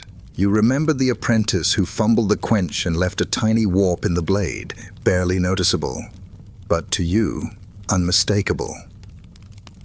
You didn't say anything, just smiled and walked on, warmed by the idea that your craft lived on, still being used, still useful. Legacy, for you, is practical. It's the cart that doesn't rattle, the bell that rings true, the lock that keeps out the wind. It's not about fame, it's about function. The fact that something you made with sore hands and sweat still works, that's your immortality. You sometimes wonder how long your pieces will last. A decade.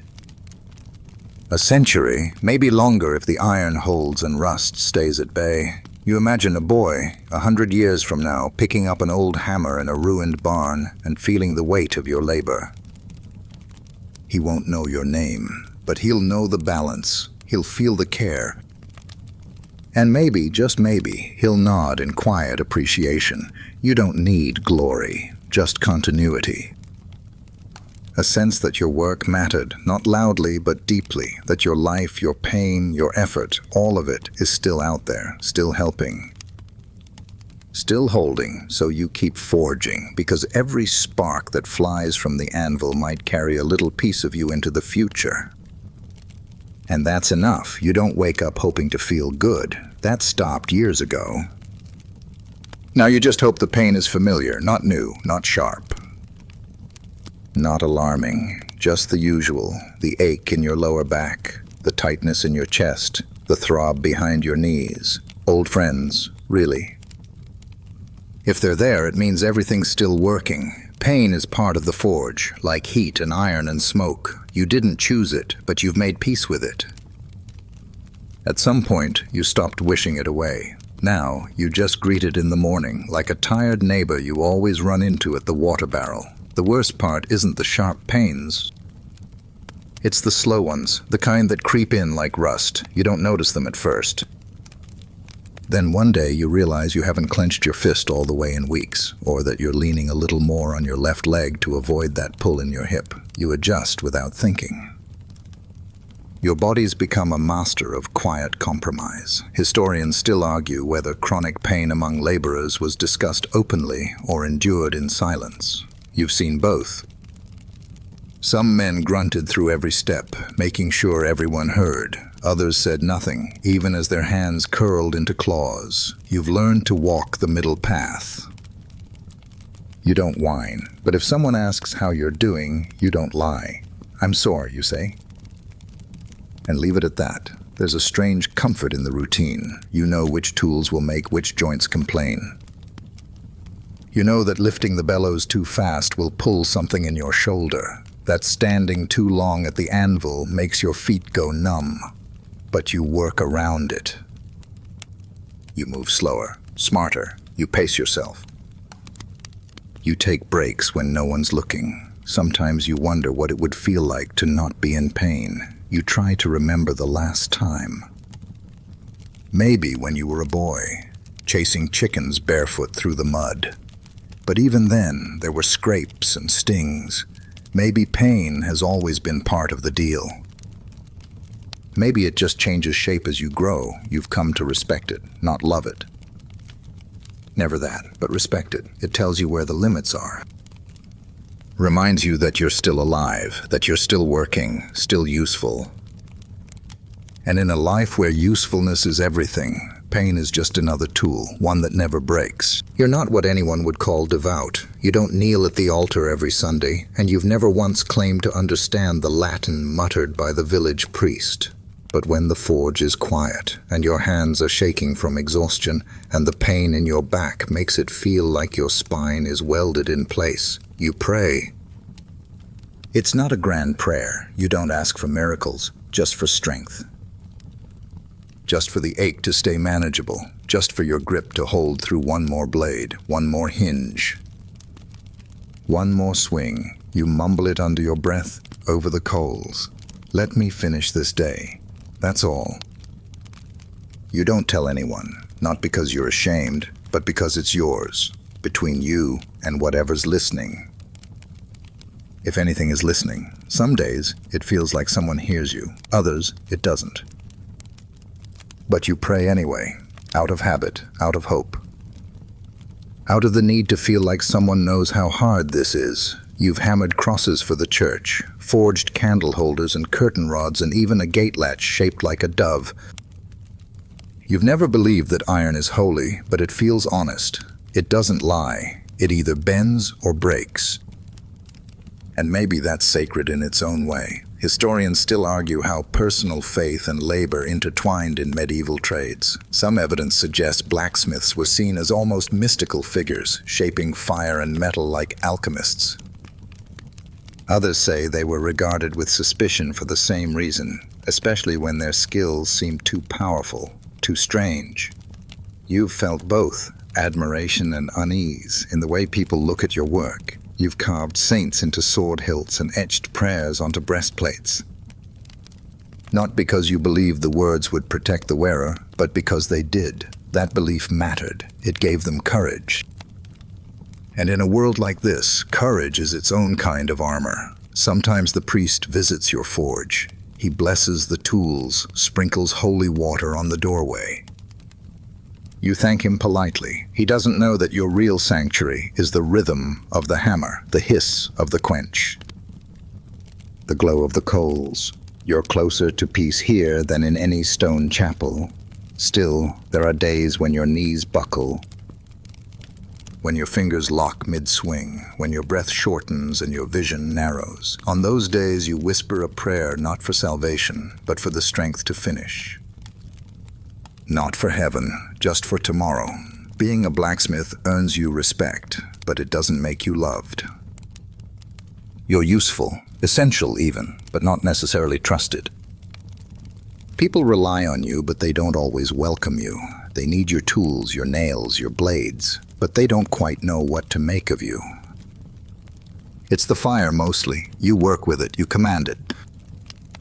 You bend iron to your will, something most villagers wouldn't dream of doing. And in a time when fire means both life and destruction, that makes you powerful, maybe a little too powerful. Some say blacksmiths are blessed, favored by saints or spirits for their skill. Others mutter darker things. They say you've made deals with forces best left unnamed. That you whisper to the flames, that you laugh when metal screams. You don't confirm or deny anything. Let them believe what they want. Sometimes fear keeps people more honest than friendship. You've been asked to forge charms, horseshoes nailed above doorways, iron rings to protect infants from illness, even crooked blades meant to ward off witches. They don't ask the priest for those. They ask you. Because somewhere deep down, they think you understand things the church can't explain. Historians still argue about this double-edged perception of smiths. In some cultures, you were revered as sacred craftsmen, essential to the balance of society. In others, you were watched carefully, never fully accepted. Too close to fire, too close to change. In your experience, it's a bit of both. Reverence in the morning, suspicion by dusk. You've been accused of stealing luck, of cursing a man's tools after a bad harvest. Once, a child claimed she saw you talking to the fire late at night. You were, but not like that. You were just tired, rambling, making sense of things the only way you could. And yet, when something breaks, they come running. When the mill jams, when the hinges freeze in winter, when a scythe splinters, they knock on your door. Not with kindness, with need, and that's enough to keep you going. You've learned to live with the contradictions. They bless your hands, then whisper about them. They thank you for the plow, then avoid your gaze in the tavern. You're useful. But you're other. Still, you keep the forge lit. You make what they need. You never turn them away, because the fire doesn't judge, and neither do you. It starts with a cough, loud enough to echo out the forge's open window, sharp enough to draw eyes. Then comes the limp. Not constant, just enough that you're slower crossing the square than you used to be. And the villagers? They notice. They always do. No one says anything outright, of course. That's not how it works. But the whispers start, soft, just under breath. He's not as strong as he used to be. He needed help lifting the bellows last week. Did you see how long it took him to shoe that horse?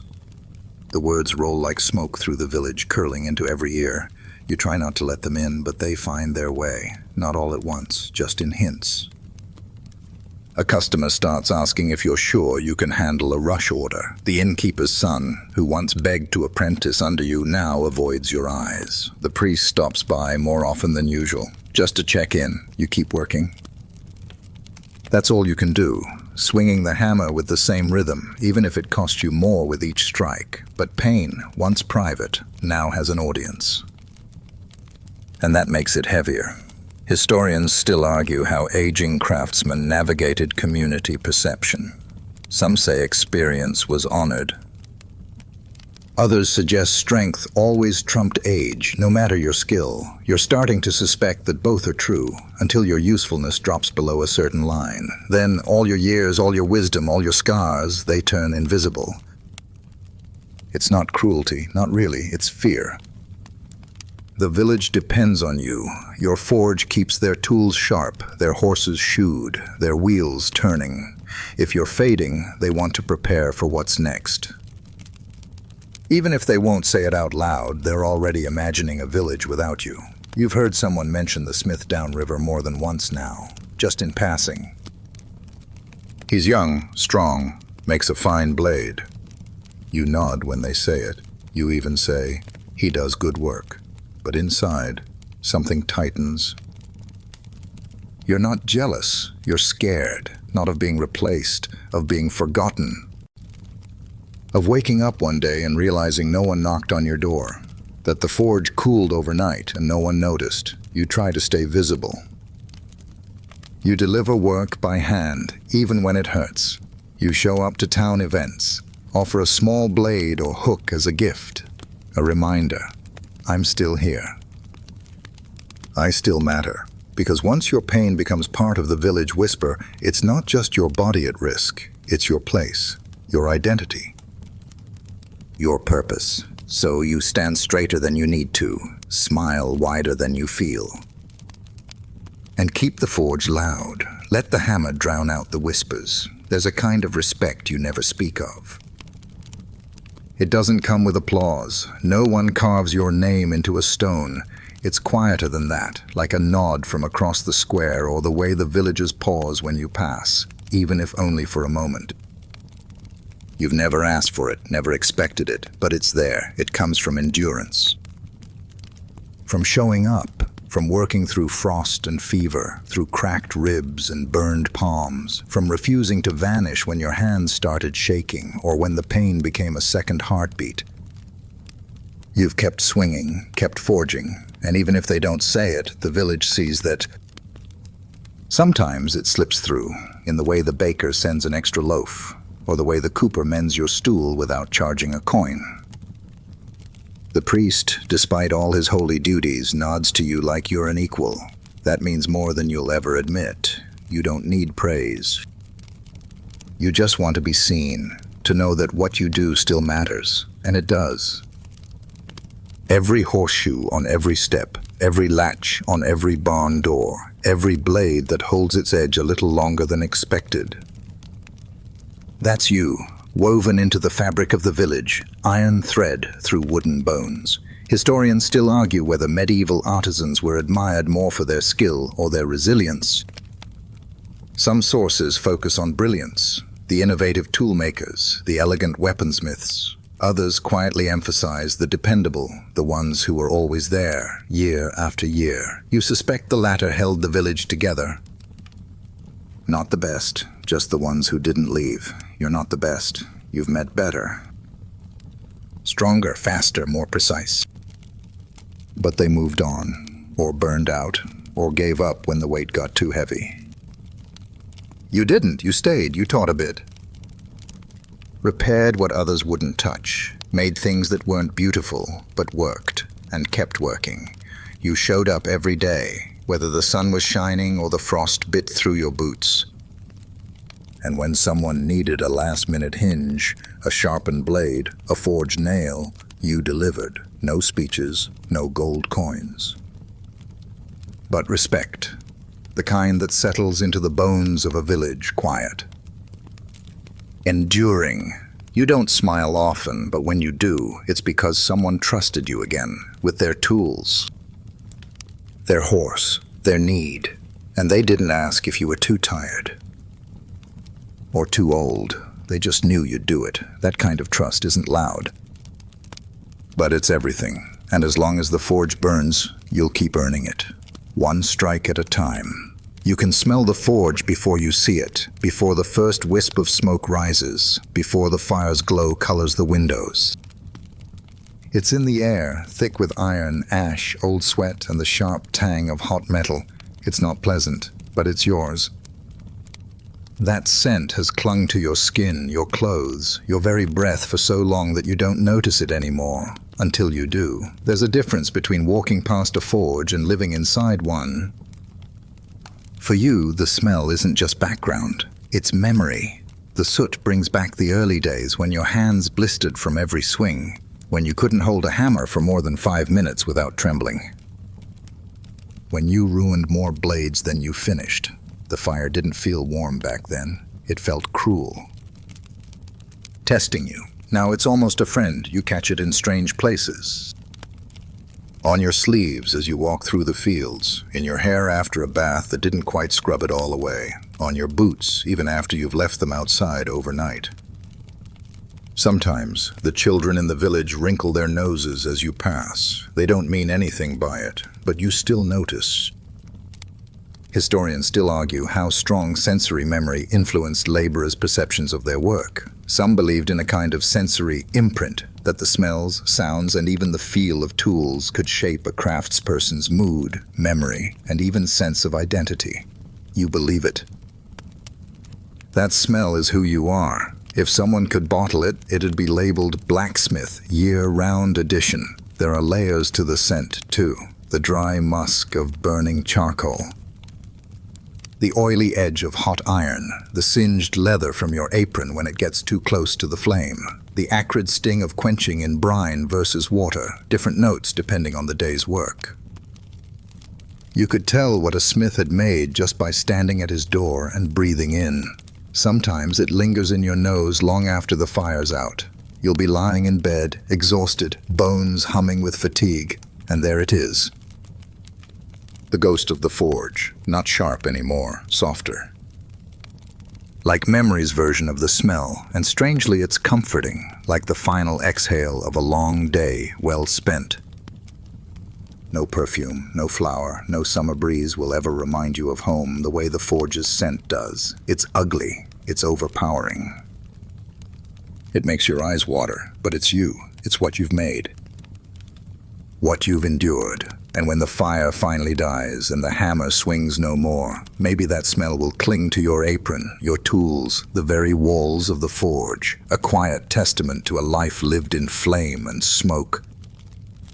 The forge is never silent. Even in its quietest moments, it hums with a kind of life. The bellows groan, the coals shift, the wind finds its way through cracks in the stone. But when you're working, really working, the soundtrack becomes a rhythm, a symphony of clangs, hisses, scrapes, and muttered curses, and it never leaves you. The hammer is the lead instrument. Its ring is sharp, metallic, clean, each strike a punctuation mark on your day. You know the difference between a good hit and a bad one just by the tone. A sweet, solid ping means the metal responded. A dull thunk means you missed your mark or hit a cold spot. You adjust without thinking. Sound tells you more than sight ever could. Then there's the hiss, when hot iron meets water. It's not just noise. It's release. Tension leaving the blade, steam rising like a ghost escaping the steel. Some days that hiss is the only thing that cuts through the throb in your arms, the ache in your spine.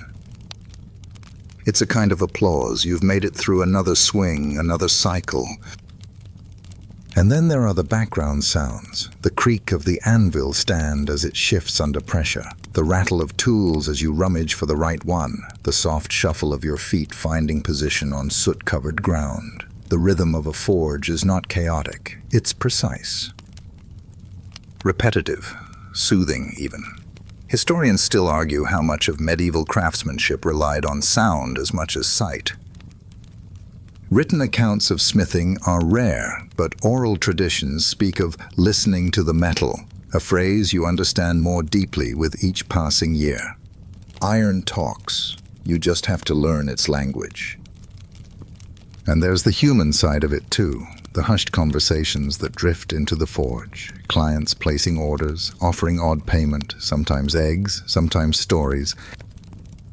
Children sneaking in, asking questions. Strangers whispering about the fire's glow from the road. These aren't loud moments. They're fragments, bits of life that mix with the clangs and hisses and stay with you. You remember the sound of your first apprentice crying quietly when he burned himself. You didn't scold him, you just handed him the salve and said, "It's part of the job." He nodded, kept going. That was sound too, a lesson unspoken but understood. Even now, when you wake in the middle of the night, it's the sounds that echo in your memory, not faces. Not words, just the ring of metal, the sigh of flame. The whisper of a job done well. Someday, when the forge is cold and your hammer rests for good, you wonder if those sounds will linger, if the walls will remember. You know every texture in the forge like old friends. The coarse grit of coal dust underfoot, the slick sweat along the grip of your hammer. The smooth coolness of steel just before it remembers how hot it really is. Working as a blacksmith isn't just about vision and sound, it's about feel. The forge trains your hands to know more than your eyes ever could. You don't wear gloves, not because you want to be brave, but because you can't afford to be blind. You need to feel the temperature of the metal, sense the vibration of every strike. Gloves dull the sensation. And in a job where 1 second of hesitation can cost you a finger, dulled senses aren't a luxury you can afford. So your hands are tough, not just calloused, armored. The skin doesn't crack anymore, it splits, peels, then hardens. You can grip red-hot tongs with bare hands for a second or two, long enough to adjust a piece on the anvil. That's not a boast. That's adaptation. But there's danger, too. You've learned the difference between heat that warms and heat that bites. The line between comfort and injury is razor thin. One wrong move and you'll know the sting of a fresh burn, the way your skin sings under pain before going numb. But still, you work by touch. Because that's how it's always been done. Historians still argue about the sensory trade-offs in manual crafts, whether smiths prize dexterity over protection, or if some fashioned their own crude handguards. You've tried leather wraps, even wrapped linen soaked in vinegar to deflect the worst of the heat. But nothing beats bare palms when you need precision. There's the feel of the tools, too. Every hammer has a different grip, a different weight, a different story. You don't need to look to know which one you've picked up. You feel it in the balance. The memory of hundreds of swings lives in your wrist. It's muscle memory, yes, but more than that, it's trust. You trust your hands more than your eyes. And there's the anvil, the surface that tells you whether the iron is ready. A good strike bounces in a certain way. Your fingers know when something's off, a cold spot in the metal. A crack starting deep inside. You can feel it through the hammer, up your arm, into your shoulder. Touch guides everything. It's how you measure the bend of a blade, how you judge the thickness of a horseshoe, how you know when a rivet is flush, even with your eyes closed. When you're gone, your tools might outlive you. Your forge might pass to another, but your hands, they'll be remembered in the feel of every object you shaped, every surface you smoothed, every rough edge you softened, not with magic, but with pressure, friction, and care. Because being a smith isn't just what you do, it's what you feel. You never really think about it, but taste is part of the job too. Not in the way a baker might sample dough or a brewer sips the batch, but in the strange, persistent flavors that cling to every breath, every meal, every swallow of water after a long shift at the forge. Ash is the most constant, fine, dry, bitter. It settles in your mouth after hours of breathing near the fire. No matter how often you rinse your face or spit in the bucket, it stays. It gets into your bread, your cheese, your tankard. You've bitten into food that tasted more like chimney than anything else, and you've gotten used to it. Then there's iron. A tang you can't quite name, part blood, part metal, part something older. It lines your teeth after sharpening blades, sits on your tongue after you've hammered raw steel for hours. You try to wash it away with water, ale, even mint leaves from the priest's garden once, but it always comes back. You've even tasted burns. The way singed skin brings a flash of sourness to the back of your throat. It's not just pain, it's flavor too, a kind of warning. You learn to recognize it, to respond.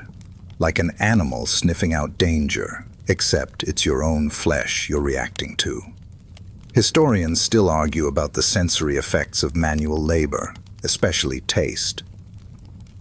Some accounts describe blacksmiths with permanently damaged palates, burned, dried out, dulled by years of inhaling smoke. Others suggest they developed unique sensitivities, able to detect subtle differences in air, water, even grain quality by how it hit the tongue. You lean toward the latter. The forge rewires everything, even how you eat. Meals are simple. Bread crusts, sometimes hard enough to double as a wedge.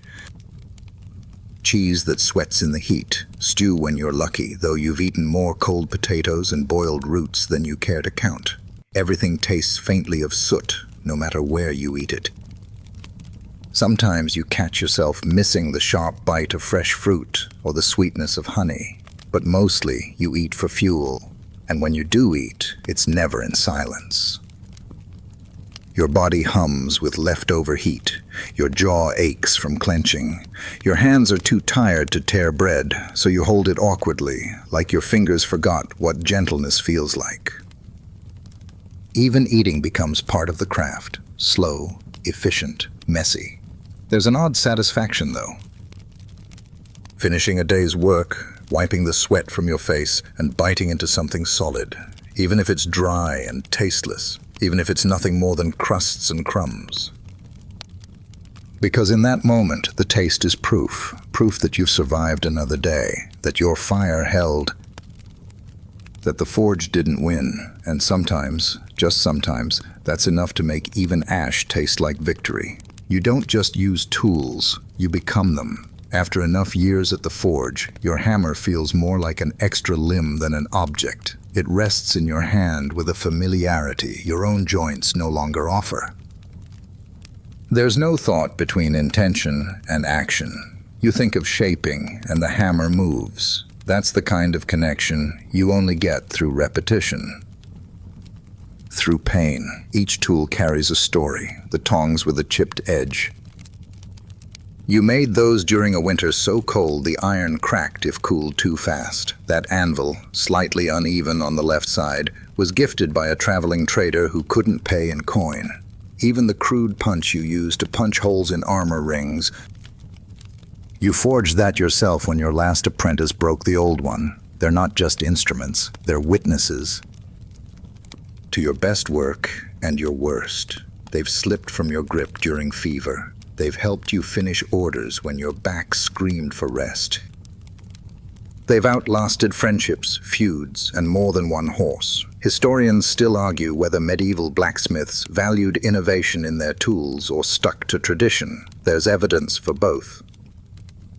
Some smiths customized every piece. Others inherited them and changed nothing. You fall somewhere in the middle. When a tool breaks, you don't remake it exactly. You improve it, file the grip differently. Change the weight, add a groove. Because you're not just enduring, you're adapting. You've had to compensate for age, a longer-handled hammer to spare your wrist, a stool by the bellows to give your knees a break.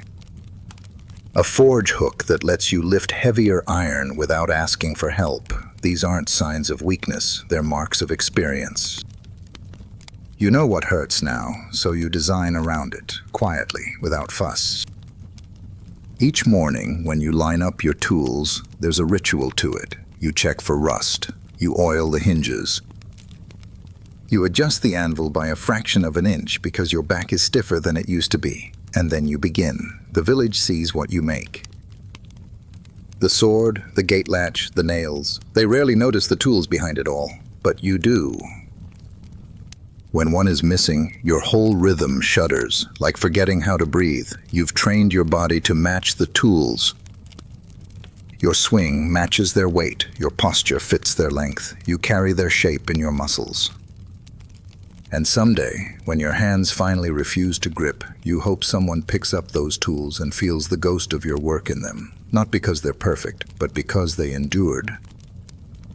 There are days when the iron doesn't cooperate, when it twists in ways it shouldn't, warps despite your best guesses, or cracks just as you're finishing the final curve.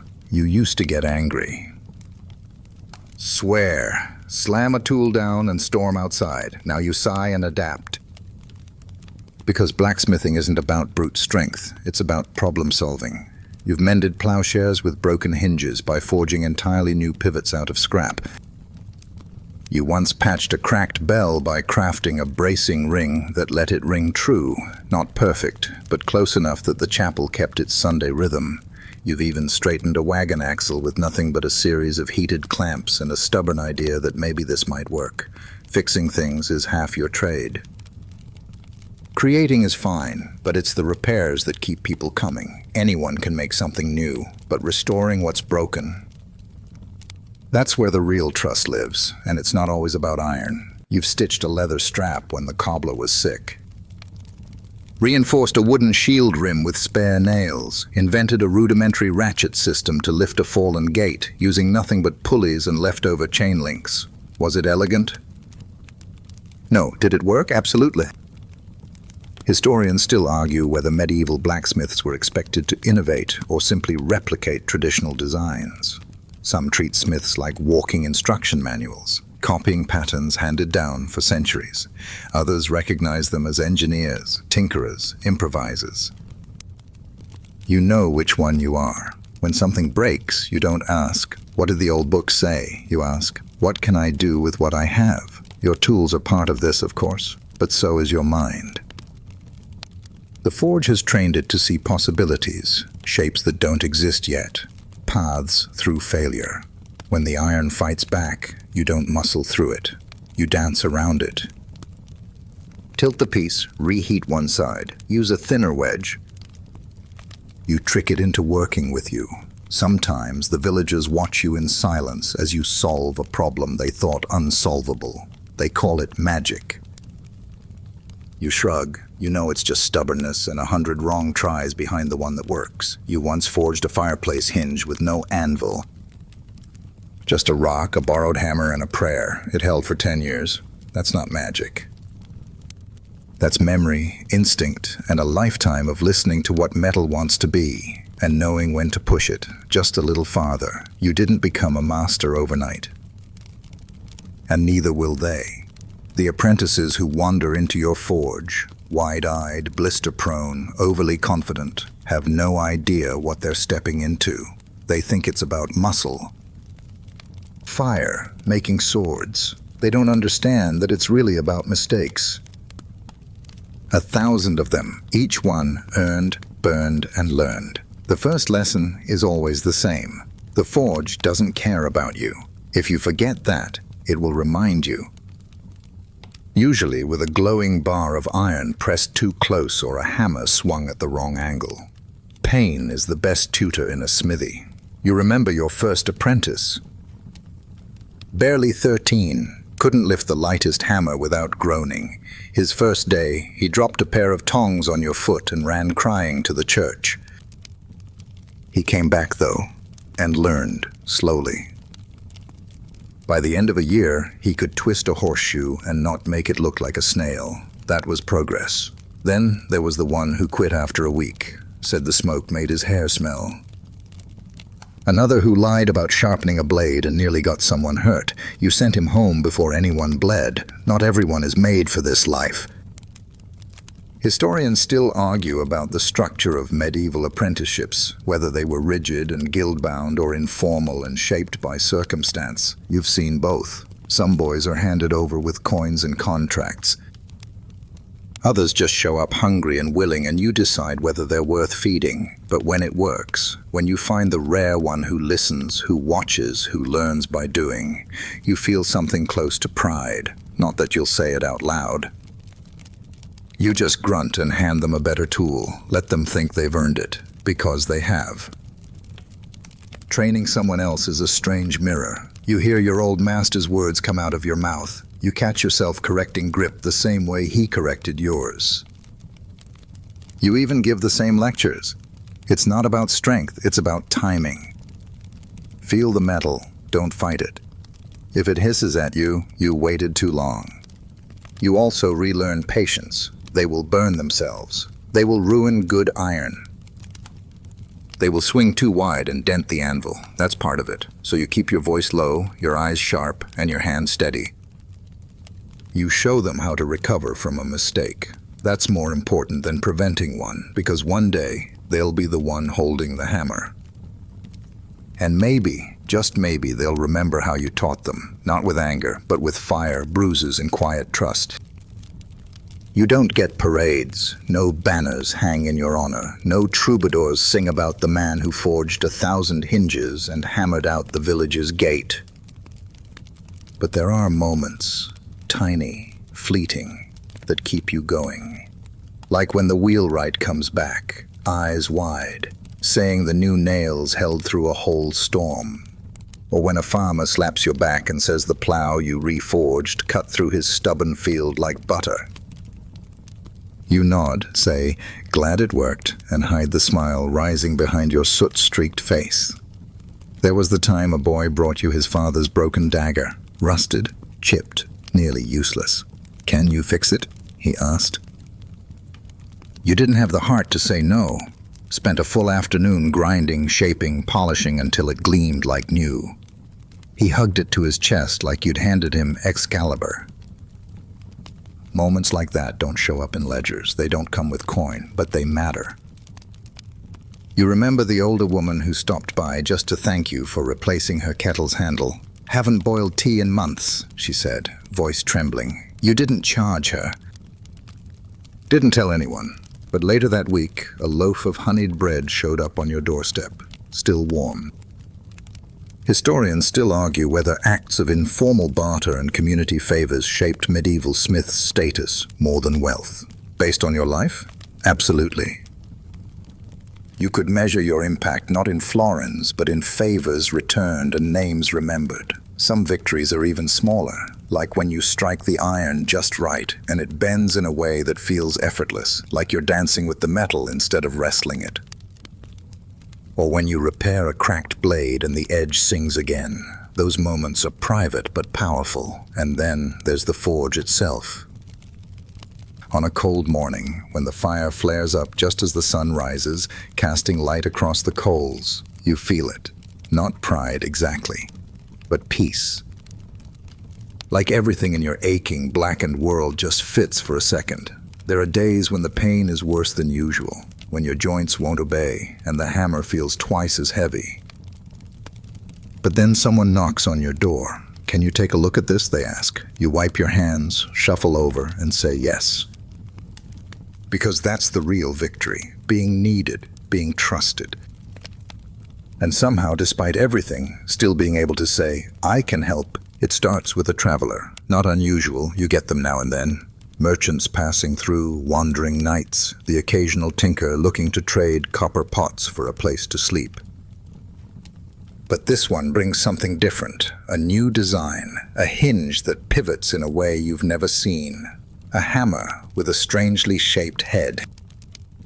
A rumor of a forge powered by water instead of breath. You listen politely. You ask a few questions. You nod, but inside your ribs tighten. The world is changing, and it's coming for your forge. You were trained in the old ways. Charcoal, bellows, muscle. One man and a fire, that's enough. Or it was. Now, ideas arrive faster than seasons. A trader mentions ironworks near the coast that use massive bellows operated by rotating wheels. A noble speaks of a smith in the city who never touches his own fire. He hires 6 apprentices to do everything. You wonder, are you becoming obsolete? Historians still argue how technological shifts impacted local blacksmiths during the late medieval period. Some thrived, adapting new tools, expanding into industry. Others resisted or were simply bypassed, lost in the tide of progress. You don't want to vanish, but you also don't want to become something else entirely. So you try things quietly. You test that new hinge. It binds less than you expected. You reshape a hammer in the odd style the traveler described. It swings strangely at first, but your elbow aches a little less by the end of the day. Not bad. You don't rush into it. You adapt in inches, not leaps, because your forge isn't a factory. It's an extension of you, and you can't tear it apart every time someone has a new idea. Still, you listen. When the tinker mentions tempered alloys, you ask what metals he used. When a knight shows you a riveted gauntlet, you take a mental note of the pattern. Learning doesn't mean surrender. It means survival. Your hands may be old, but your mind isn't closed. Not yet.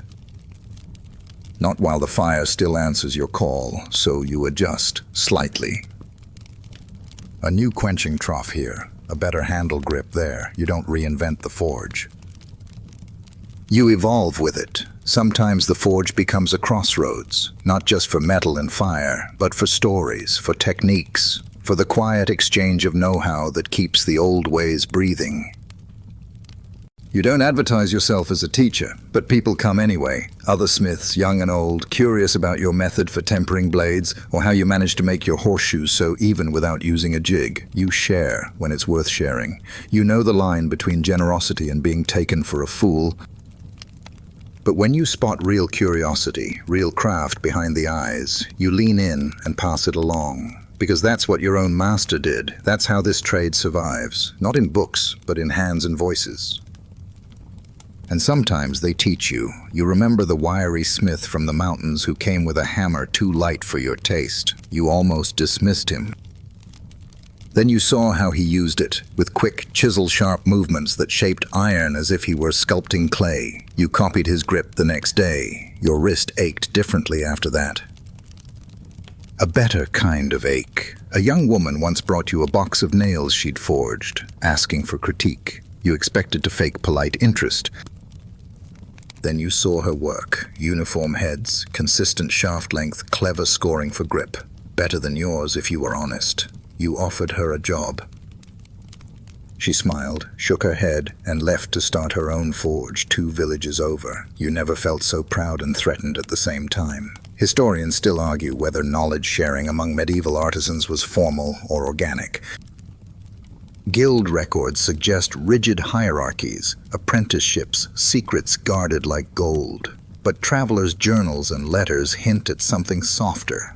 Quiet moments in back rooms and smoky forges where a trick of the trade passed hands without ceremony. You know that version is true. There's no ego in a dying flame. If someone can teach you a better way to bank coals or draw out a blade edge with less effort, you listen, because every saved motion is a spared joint. Every shortcut that works buys you another week at the anvil. Sometimes you find yourself repeating someone else's trick to a new apprentice, and for a second, the chain is clear. One smith to another, across miles and years, shaping not just iron, but each other. You've learned to see your craft as a conversation, and the forge. It's where the stories are told. You never asked to be known. You've kept your head down, your fire hot, your work clean. And yet somehow, word travels. A peddler mentions your name in a town you've never seen. A visiting soldier asks if you're the smith who reforged that bent halberd last winter. A boy shows up with a letter from his uncle saying, "He told me you're the best." You blink, then get back to work. Reputation, you've learned, doesn't follow effort. It follows results. You can toil for weeks and get no thanks. Then one blade holds in battle, one wagon wheel survives a rock slide, and suddenly you're a legend, not because you claimed it, but because someone else did. You never meant to be known outside the village, but tools don't stay put. A blade you shape travels with its owner. A lock you mended sits on a merchant's chest from town to town, and they carry your work with them, sometimes your mark, stamped beneath the hilt or under the hinge. Historians still argue whether medieval smiths could achieve individual fame beyond their village or guild. Most records show names buried under centuries of soot and dust. But now and then a name shines through, a mark on a sword, a signature on a bell, a tale whispered about a smith whose hammer never missed. You don't care about fame, but you do care about respect. When someone sees your work and nods, you feel it. Not praise, but validation. You were right to keep going, right to hammer through the pain. Right to risk burning out so something stronger could exist. You've learned the cost of that respect. It's your spine, bent from years over the anvil. It's your sleep, shortened by rush orders and aching hands. It's your social life, if you ever had one, replaced by glowing metal and solitude, but it's worth it. Because that respect turns into trust, and trust keeps you fed, keeps your fire lit, keeps your name alive. Sometimes someone will knock on your door, not for a tool or a repair, but just to meet the smith behind the story. You never know what to say. You invite them in, let them watch you work, and they always leave a little quieter, a little more thoughtful. Maybe they expected a hero. Maybe they didn't expect the limp or the soot or the cough, but they see the hammer, the anvil, the steady fire, and they understand. You don't need songs, you have steel, and steel speaks loud enough. It didn't start out this way. At first, the forge was just a place to work, a space, a heat source, a roof that barely kept the rain out. But years passed. The soot deepened. The floor smoothed under your boots. Tools found their perfect spots, and the corners started to feel less like stone and more like safety. Now, the forge is more than a workplace. It is home. You know every crack in the stone. That one above the quenching barrel that whistles when the wind's just right. The dip in the threshold that catches your toe if you're not careful. The place on the bench where the wood has worn to the exact shape of your elbow. It's not beautiful, but it fits. There are shadows that move with the seasons. In winter, the light from the low sun creeps across the wall, landing on your hammer rack like a silent reminder that the year is ending. In summer, the whole forge glows orange, even when the fire's out. You don't need a clock. The light tells you what time it is. Historians still argue whether medieval smiths lived on site or kept their homes separate. In towns, maybe there was space for that. But in a village like yours, the forge is too much a part of life to be apart from it. You've slept here more nights than you can count. Sometimes out of necessity. Sometimes because walking home was too far for your knees. Your blanket smells like ash. Your meals come off a small hearth tucked behind the bellows. There's a stool you carved yourself, and a chest full of spare tools and older memories. You keep a token or two, a coin from a traveler, a carved ring a child gave you in thanks, a sprig of dried rosemary that's lasted longer than it should. They're not valuable, but they mean something. People pass by your forge and think it's just smoke and noise and fire. But to you, it's comfort. It's the hum of the bellows like a heartbeat, the creak of your stool as you sit for the 100th time. The way the hammer's echo doesn't bounce off empty walls, but fills a space that remembers every swing you've ever made. When the day ends and the fire dims, you sit in that thick quiet. The world slows. The ache settles into your bones, and for a moment, everything feels right. Because this place, scarred, smoky, stubborn, isn't just where you work. It's where you belong. You don't need to count the years. Your body does it for you. In the stiffness of your knees. The twinge that shoots from your lower back when you lift something just a bit too fast. The way your shoulder creaks when you raise the hammer for the first strike of the day. Every joint has its own story, and every scar remembers how it got there. The hammer used to feel like an extension of your arm. Now it feels like a test. Not every day. Some days the rhythm returns easily, but more often than you'd like, you hesitate before the first swing. You grip the handle tighter, brace your stance, and whisper something to your fingers like they're old friends who've started to forget their job. You've started to adjust. You lean into the anvil differently now. You bend from the hips instead of the spine. You set tools closer, sparing a few steps each hour. These aren't signs of weakness. They're the signs of someone who's learned how to keep going, even when the body argues. Historians still argue whether medieval artisans lived long enough for their bodies to show the full wear of their trade. Most records speak of apprenticeships, mastery, the occasional mention of an elder smith, but few details on the toll it took. You don't need a record, you're living it. The pain has a pattern. It flares in cold weather. It subsides just slightly after a day's full work, as if the movement lubricates the bone somehow. You've grown used to the ache. It's the price of having done something real with your life.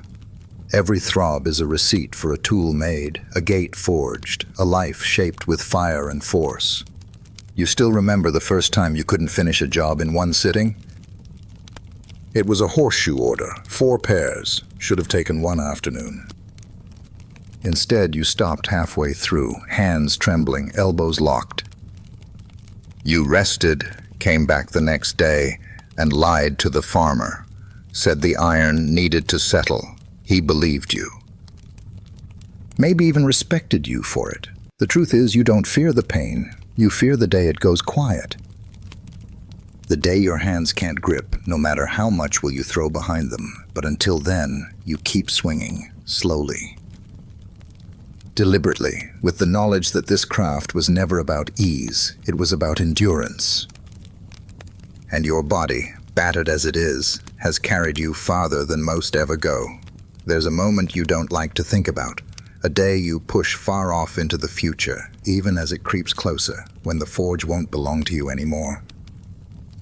When your hands are too slow, your eyes too dim, and your body too stiff to shape iron the way it should be shaped, the fire will still burn, but not for you. You've seen it before. Your old mentor, he lingered too long, could barely lift a file, but refused to stop. You remember the day he dropped a glowing billet onto the floor and couldn't pick it up. You helped him, said nothing. He nodded once.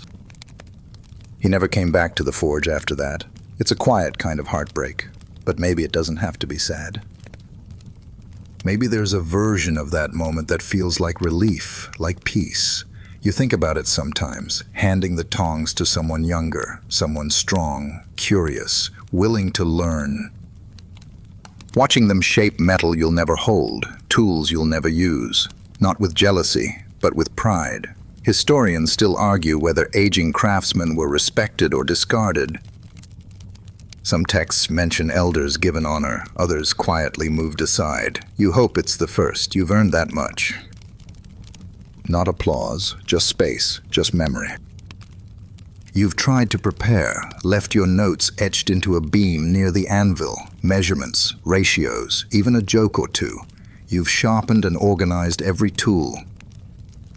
Cleaned the quenching barrel, replaced the worn-out hinges on the workbench, though it took you longer than it should have. And you've looked at the apprentices, quietly, of course, watching how they hold a hammer, how they listen, how they care. There's one in particular, they don't say much, but they finish what they start.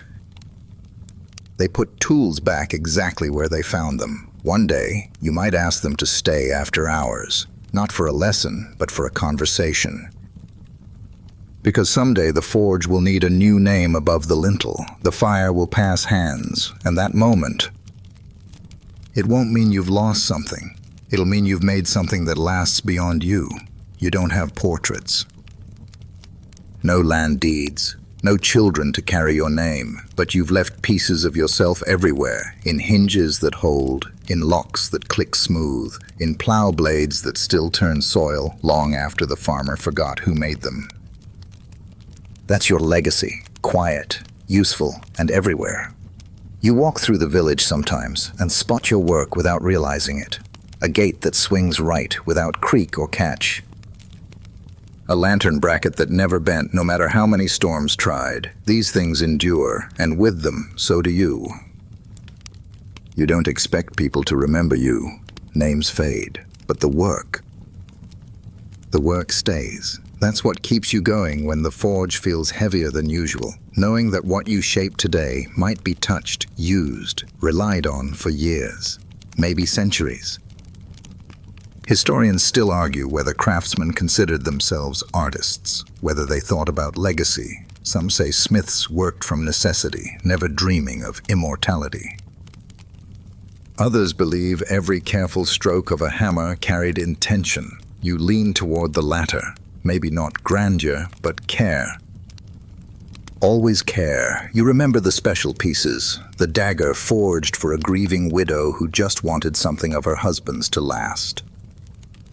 The weather vane you shaped like a rooster as a joke and later spotted atop the inn for decades. The cracked bell you mended whose ring still echoes every Sunday. You even remember the failures, the buckle that snapped too soon, the chisel that dulled too fast. They haunt you, but they also pushed you. You improved. Adjusted, learned, and maybe, just maybe, your hands will live on through someone else's.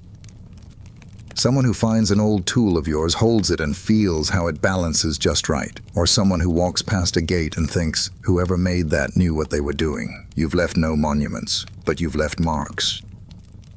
Not the kind carved in stone, the kind made in iron, and in the lives of those who used it, leaned on it, built their days around it. That's enough. That's everything. The fire's low now. Not out, but settled. A slow pulse of orange beneath a blanket of ash. You haven't added fuel in hours. You don't need to. The work is done, the tools are clean, and there's nothing left to shape tonight. Just the silence. The warmth, and the comfort of knowing you did enough. Your hands rest on your knees. They're still calloused, still strong in their way, but they no longer twitch with urgency. No phantom swing. No itch to return to the anvil. Just rest. You sit in your stool, your favorite one, worn just so.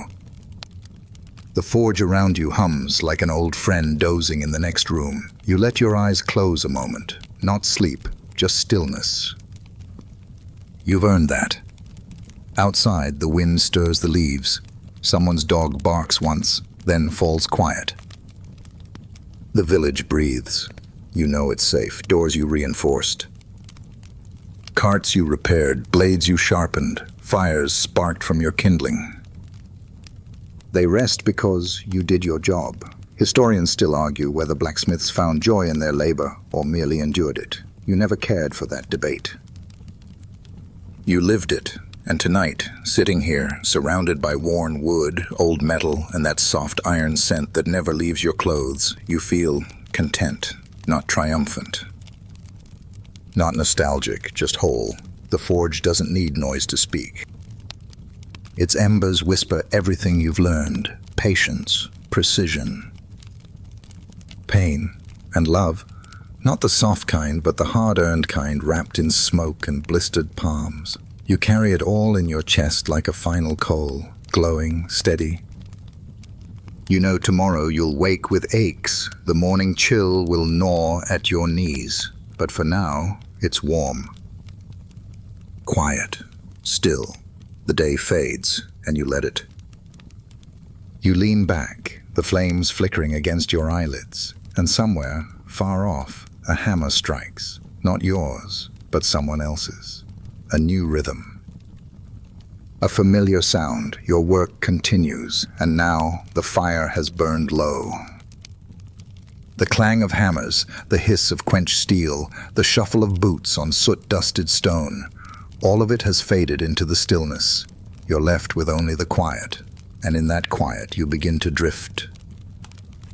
Your breath slows. The warmth of the forge settles into your limbs like a blanket drawn across tired shoulders. The air is soft now. The scent of iron and ash, once sharp and biting, feels gentle, familiar. The kind of smell that carries memory, not pain. Your tools are where they belong. Every shape, every handle, every worn groove, resting exactly where it should. The forge, this place you built and bled in, is still. And that stillness welcomes you, not with fanfare, but with peace. Let your shoulders ease, let your jaw loosen, the day's weight lifts. The fire has done its part, and so have you. There's nothing more to fix, no more iron to bend. Just this moment, this breath, this rest. You've earned it. Sleep comes not as a fall, but as a slow fading, like coals cooling into comfort. Like twilight folding into the corners of your mind. And when you dream, may it be of glowing embers and tools that never dull, of steady hands and quiet triumphs. Good night, blacksmith. The forge will wait. Sweet dreams.